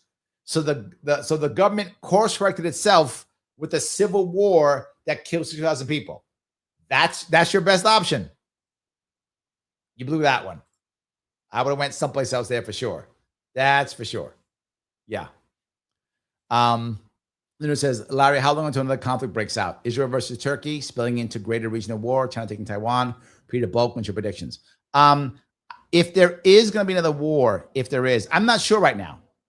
I've said before, I do not think China is going to physically attack Taiwan. I think Taiwan will acquiesce over time in some treaty of some way. I don't think there'll be an actual attack. That's my gut. It just, the amount of damage that will be done is huge. So I don't see that happening. I don't think so. If any of them are going to happen, I would see Israel, Turkey. But it won't be direct. It'll be over Syria. It'll be a proxy war in Syria. I can see that happening, if anything. At the moment, I'm not sure. That's where I would guess at the moment. But I'll go one step further. You might see some type of conflict breakout between the Gulf states because they're starting to think, what do we do? You might see that. Some kind of between them. And that also might be proxy war, but not in Sudan. So my gut says the next conflict is a proxy war, either in Sudan, Chad, Syria, Lebanon. I think the next conflict is not China or the Balkans. I think those are both fine for now. I think a proxy war will pop up in either that part of Africa or Lebanon, Syria. It'll be a proxy war. That's my gut. So I hope that answers your question at least. So, all righty. That covers that one. Okay. No, he says Trump should start renaming things. Yes, I agree. Robert says, no, everyone has to pay it into it, has to pay in the government. Everyone's supposed to receive. Yes, equal service standards. It doesn't help you. You don't need that. If that were true, if that were accurate, why don't we have less people on welfare and off working now? It doesn't work, dude. I don't know where you think it works. I guess I don't know. Phil says, great point. Retail versus wholesale makes a lot of sense. Yeah, I hope that was helpful. So yeah, I am a business consultant for that's what I do for a living. So yeah, literally. So you ask me questions, I will actually give you answers to the best of my ability. So yeah.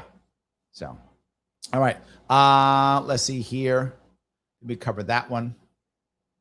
Let me cover that. I'm trying to cover a lot. Okay. I think I covered as many as I can possibly get to. I went way late tonight, guys. So here's what I'm going to ask you to do. Please click the button known as like. Lima, India, Kilo, Echo. Please do so. Share this.